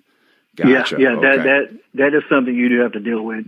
As an agent, there's a lot of that. They'll ask you for advice, and then I take it, and I'm like, you know what, I really got other shit to do, people that actually want my advice that, I can work with. I didn't have to deal with it a lot, but I saw it a lot. And I also saw it from the other side. I saw agents that, hey, did you see my match? And they would say, yeah, and I know they didn't watch it. Because I saw them. I was right there, Yeah. And there was a lot of the things I didn't like from agents and my experience with agents. I just made sure I didn't do that. If I made a wrong call, which, let's be honest, that shit not going to happen. But, there was a couple of times where I said, hey, we'll try this, and they didn't quite get the reaction I wanted. When they came back, it was like, yeah, that was on me. That was my idea. So, don't feel bad about that. That was on me. So what you're saying is, I was very adamant. What you're saying is you don't think anybody went into the office and said, that guy don't know shit and he's stupid and I hate him? Right. Nobody went in and did that on you. Got it. I think the important thing is, and I've never been a producer and agent, but I've had plenty of guys come and ask for advice and things like that. Even guys that have been around a long time have come in, which I feel very fortunate that I'm looked at in that light by certain, like, other veterans and things, like, hey, ask me for advice on certain things or whatever, or for ideas. I think it's important not to take the creativity away from the performer. Let them figure things out. Just kind of guide them in the right direction. If they're looking for something, like, well, maybe try this and it'll take you in the direction that you're looking to go, instead of, like, because I have seen producers and agents try to lay out entire matches for people, and you can't do that. Yeah. You can't take the creativity away. You can't take that person's, nobody can be that person except that person. And if you're putting a match entirely from start to finish together for that person, then you're taking that away from them, if that makes any sense. Well, also too, that's exactly right. Because I will have, and and to be honest, it was a lot. There was a girls pay-per-view, and it was AJ, and like there was this one particular girl, like literally she wanted me to tell her what to do every spot. And I'm like, I'm not, that's not what I'm here for. Yeah. You know, like I'm an editor. I mean, you're going to go out there and I want you to tell me what you want to do, and I'll tell you kind of how to fix it. You know, Stephen King has an editor. He has somebody that says, hey, you left out a comma here. You know, anything I'm going to tell you, you know, I'm here to make you better. I'm not here to do it for you because I ain't going to be out there. I'm not the one, like if it goes wrong, you're the one that's going to have to eat shit in the ring. I'll eat shit behind the curtain. That's a lot different deal. Mm. You're the one that's out there. It's got to be on you. I'm here to be the icing on the cake. You're the cake. That's a really good analogy. I never thought of the editor analogy and the Stephen King analogy. That's a really, really great way to put it. Because otherwise, I think it's more. It's very important to add to that to the agenting after, because I still would see agents that they would help you before, but once it's over, they're like, they just move on. But that's not where you learn. The most important when part. You come back. Yeah, when you come back, and now let's discuss it. Now let's see where your head's at. I remember, I think I had Steamboat's first match as an agent, I think, when he came back, and it was me and Benoit in a cage, and it was in Buffalo. So we were just, you know, Chris liked to call a lot out there, and, you know, Ricky probably had to have a lot of cues in order to give the truck and, you know, all of those things. So I get that side of it too. We were talking about spots, and he said a couple, basically him and Rick Rude spots with me as Rude and Benoit as Steamboat. And we're like, well, you know, that's not really us. You know, we gotta be edging Chris Benoit. So it's interesting. I think even getting your feet wet and doing that. Again, we had, Mick and I had DiBiase for our agent at WrestleMania 22, and he's like, I've never had one of these hardcore matches, so I don't know what the hell to tell you guys, you know? And that's DiBiase. And that's unfair to an agent, you know, especially in you said it was a pay-per-view? That was WrestleMania 22 with DiBiase. And he was your agent, and he never, that's kind of unfair for him to be in that situation. But at the same time, you guys aren't going to need a lot, so I guarantee you some of that thought went into that. Like, let's give him this because they're not really going to need him. You know what I mean? And for some of the guys that get over, and this isn't a knock, it's just an observation, I think they forget what got them there. Mm. They forget, you know, less is more. Once you're over, once you're over, you ain't got to do shit sometimes. Yeah. But before you get over, you got to go out there and kill yourself. It's you become a different product once you're over. So you can't compare it to what you did to get there. And, you know, I could go out there and do everything exactly like The Undertaker does, or exactly like Steve, or exactly like Shawn, and it's not going to work. Not for me, because I'm not them. I don't bring the same energy. I don't bring the same look. I don't have the same history. So you can't really go out there and just copy what somebody does. You know, because it's going to be why things work for everybody is just different. There's nothing like what pro wrestling is anywhere else. There's nothing really to compare it to. Now, if you think about this, we're the only form of entertainment where one of the goals is to actively piss off the audience. There is nothing like that. And I'm not talking about in the realm of a 2-hour movie where you want people to have a certain feeling. We want to do it and make them be mad for a week or 2 weeks or a month to build up this pay-per-view. There's nothing else that has to do that. Nothing else that has that criteria that pro wrestling has. We want you guys to go home pissed off. No other. You don't leave a movie theater pissed off unless it sucks. You know what I mean? Yeah. Well, I think Conor McGregor and Floyd Mayweather and guys like that have picked up and learned, hey, wait, there's more money to be made if you do that. But wrestling is the only one that set out as in the criteria for that to be, this is a integral part of what will make this work. Yeah, Floyd knows they hate him. Yeah. And so he fights baby faces. He never fights another heel. Like he just really does pro wrestling 101. And his fights are boring as shit. So he fights an exciting fighter. Yeah. Now, defensively, he's the greatest defensive boxer there's ever been, and I'm not even sure number 2 comes close. Maybe Roy Jones in his prime, when he was so fast that nobody could land a punch on him. You know, it's easy to win fights when you never get hit. But people got to the point where they could land on Roy, and nobody yet has got to the point where they can land on Floyd. No, because for the second time in 2 fights, Roy Jones has been knocked out. And for the second time in two fights, he's not getting up. Is not getting up. That that was against Tarver. Oh, no, that was against Glenn Johnson. God. After Tarver knocked him out the first time, then he fought Glenn Johnson. Yeah. What's your take? Yeah, I thought Glenn Johnson killed him. Oh yeah. So what's your take on what's going to happen with McGregor and Mayweather? I mean, I think it'll go to distance, and Floyd just outclasses him. Yeah. I mean, I think that's. I mean, I don't think there's a lot of thought that goes into that prediction.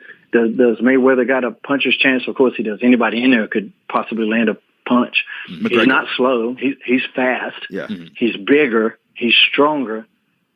It's his experience, you know. I mean, he's never had a pro fight before. It's the same thing if you took. No, he's had pro fights. He's never had a pro boxing match. Right, that's what I mean, a pro boxing match. But I mean, he flipped it, and he's already, you know, I think he's already protected himself in the sense anyway, saying he wants to fight in one discipline. He doesn't want to fight in a real fight. Because let's be honest, if it was a real fight, he wouldn't last 10 seconds, which is the truth. Yeah.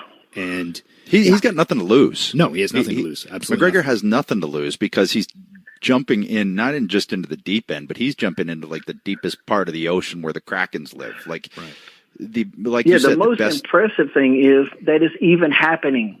Yeah. The most impressive thing out of all of this is that it actually is a thing.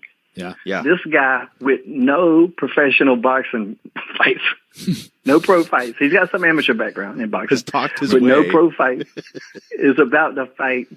Is he 49-0? 49-0. 49-0. He's tied with Floyd Marciano right now. Oh, right. I forgot about that.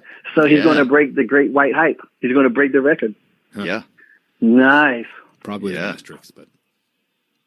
I mean, just how do you talk yourself into that? Like, if your ass ain't never had a basketball game, you don't get to go one-on-one with Michael Jordan. Well, I mean, think about it too, and I mean, look at after the Pacquiao kind of debacle, as right? only Hurricane could say. Sorry, I say no, after the kind of the fight with Pacquiao kind of was a little lackluster because Manny fought with a torn rotator cuff, and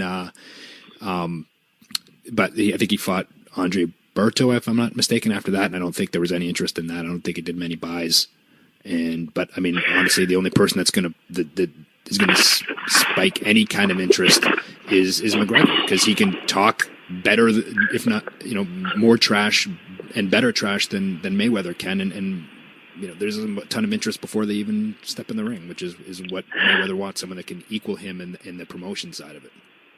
Well, I think the fight not living up to the hype finally just started catching up with Mayweather, because it wasn't like his fights were that different for the last, decade. Yeah. I mean, they're kind of exactly the same. Well, people were paying to see him lose, not right? An exciting. Say again? People were paying to see him lose, not because it was going to be an exciting fight. Yeah. Let's be honest. That would have been the moment. Like even with the early Tyson fights, it was disappointing that it went so short, but you still had that moment of, oh my God, he just murdered him. Like you would never get those moments with Mayweather. Right. It just never happened. So there'll be all this excitement, and then when it's over, you're like, eh. Yeah. Especially, you got a group of people of your house and this is my house, and I would always have a pretty diverse crowd where some were Mayweather, some were not. And but then after it's over, even if they won, it was kind of like, I just won a shitty fight. So yeah, now, nobody's really crazy happy that we even wasted 9 hours watching this boxing pay-per-view. One thing I will say is McGregor is a guy that seems to be able to talk himself into making these things materialize. Right. Yeah. Like the power of suggestion with that dude seems like almost otherworldly, unless, you're Nate Diaz, but I think that was just, he was punching up. He's not punching up. Yeah, he's like the Jeff Jarrett of wrestling promoters. He'll talk himself into some shit. And nobody knows why he's really there. Gazing! Yeah, I said that. Bam! There's a sugarcane. And hey, this ain't a boxing podcast. Nobody wants to hear us talk about goddamn boxing. Sorry, but I got us on the boxing talk, so I apologize. Yeah. That's how I became friends with The Undertaker, was a bet I had with JBL. Like, I only knew Taker, meeting him, no real long conversations. Yeah. And it was Felix Trinidad and Bernard Hopkins. And I just knew Hopkins was going to go into his ass, And I think I bet, maybe $100, something with JBL on Bernard. And so I didn't even see the fight, because we went out, the night. I'd forgotten the shit had even happened. So the next day I go to get on the plane. It's one of those planes where, all the boys on. Yeah. And so Taker was in first class. Of course, I'm heading to the opposite of first class. But he kind of like just closes the You're gap. in the smoking section in the back. Yes, yeah. With the big, with not even the good cigarettes, like Lucky Strikes and shit like that. We're back there. And so he goes, "What you know?" That's all he said. That deep ass voice, "What you know?" And I'm like, I ain't know shit. I don't even know what he's talking about. I didn't do it. Like, I don't know what happened, but it wasn't me. Wasn't me. I just start bitching out immediately. Like, it was Christian. I don't know what he did. It was him. Definitely him. He goes, "What do you know about Hopkins?" I said, "Dude, Hopkins is a bad motherfucker." I just kind of get in. We started talking. He's like, "I want to talk to you later." And I turned into Ron Simmons there for some reason.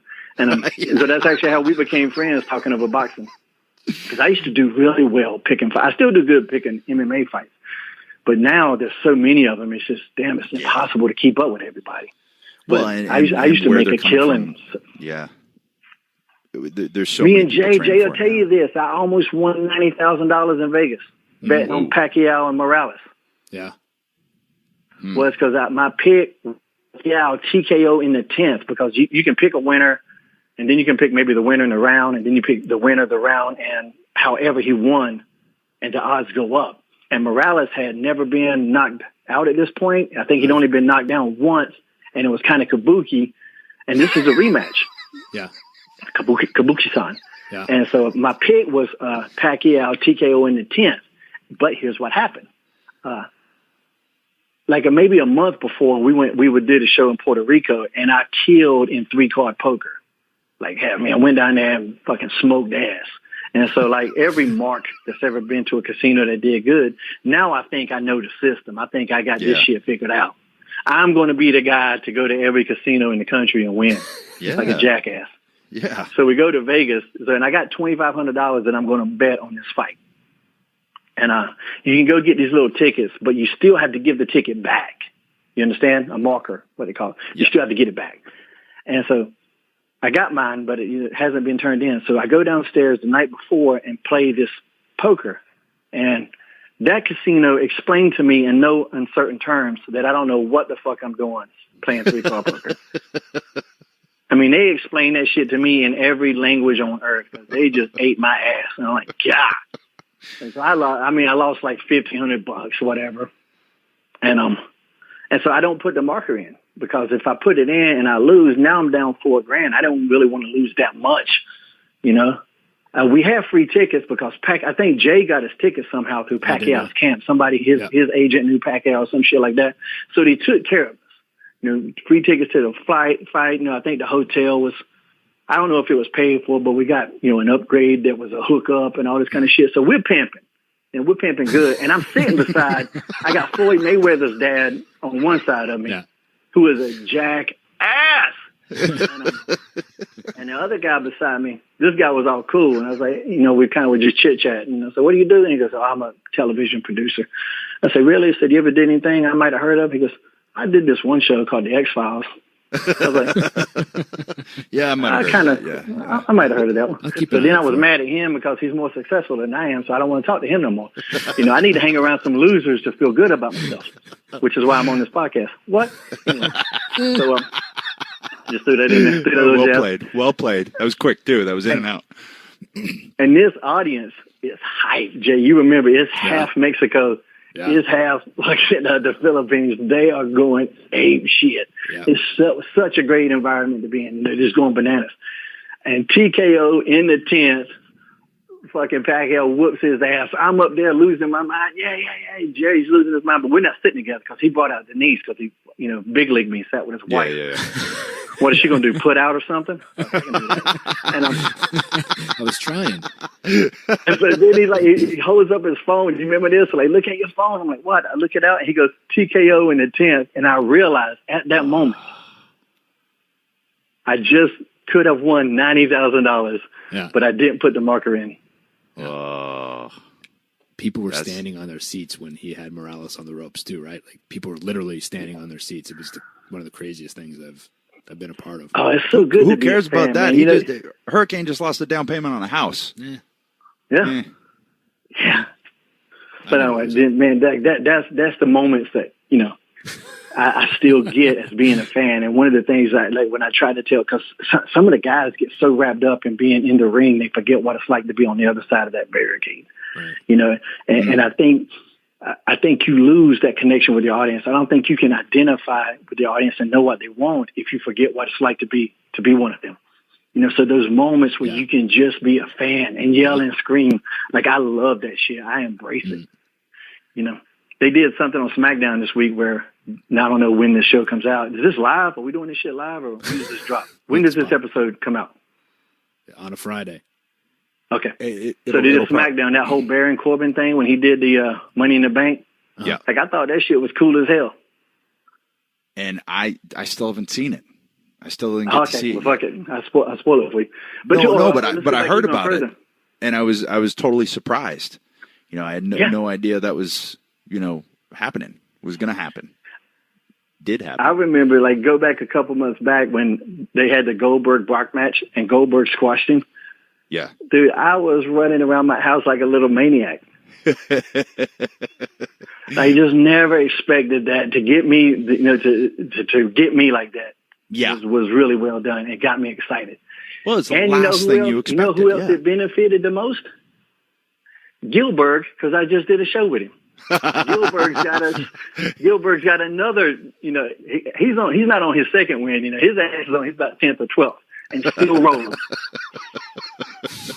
Anytime Bill comes back, Dwayne's going to get a little pop in the salary that year. Oh yeah.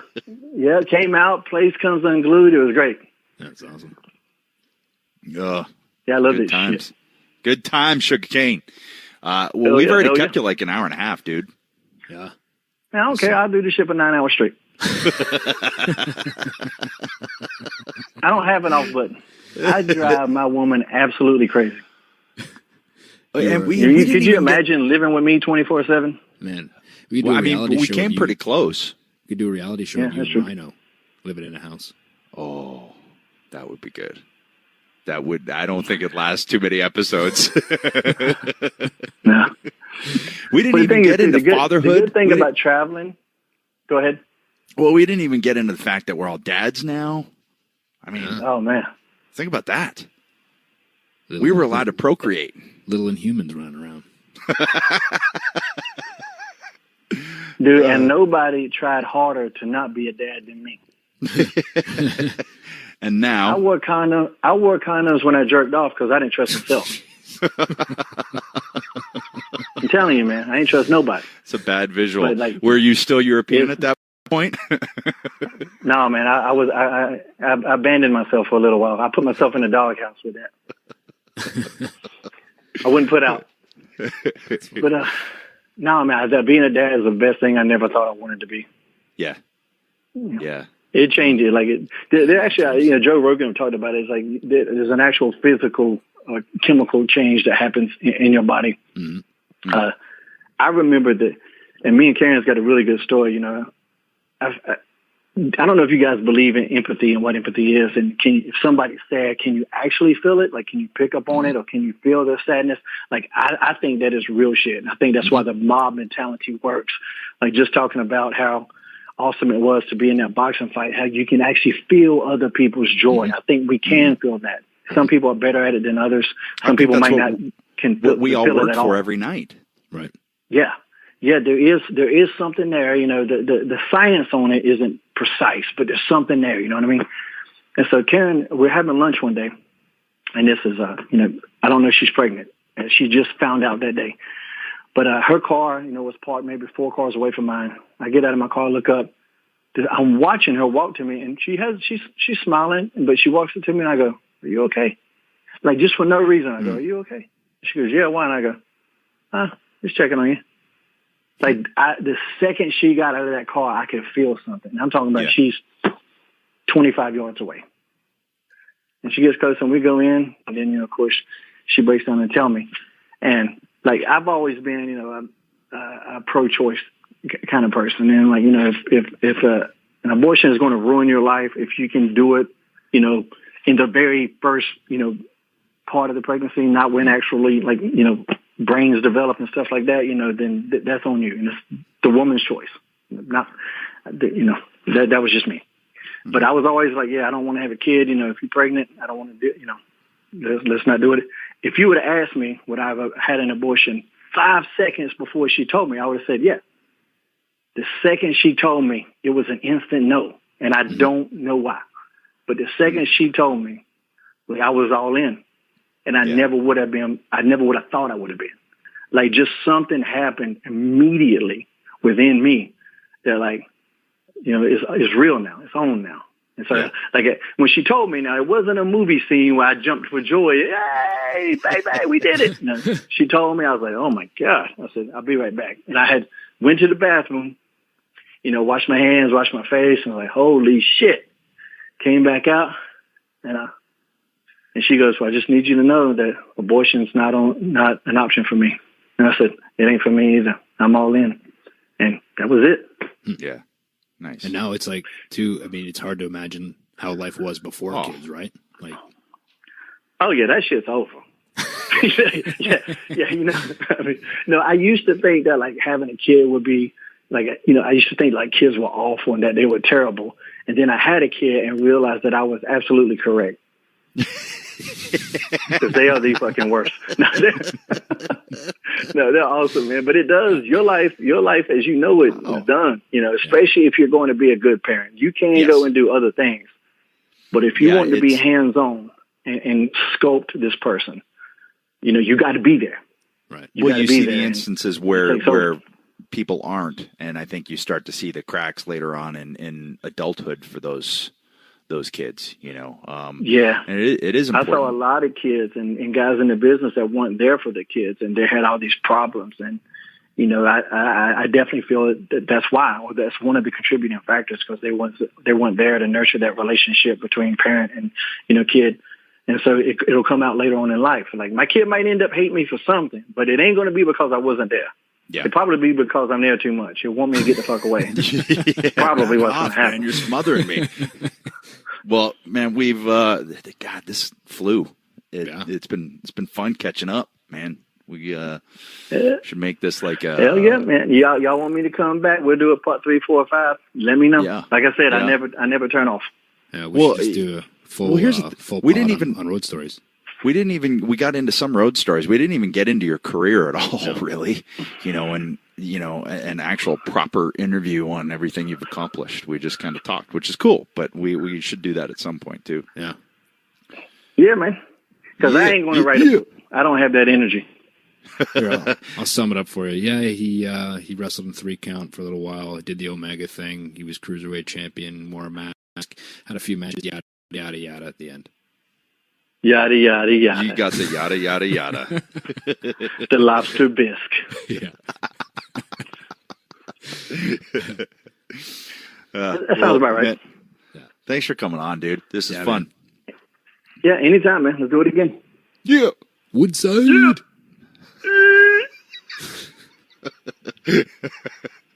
All right. See you, buddy. Ooh, we had a packed weekend. Ooh, we can't keep the hoses anymore. We gotta get out of here. It was a long show, bud, man. Yeah, it was. Oh. See you next week, hosers. I want to slap your ass. So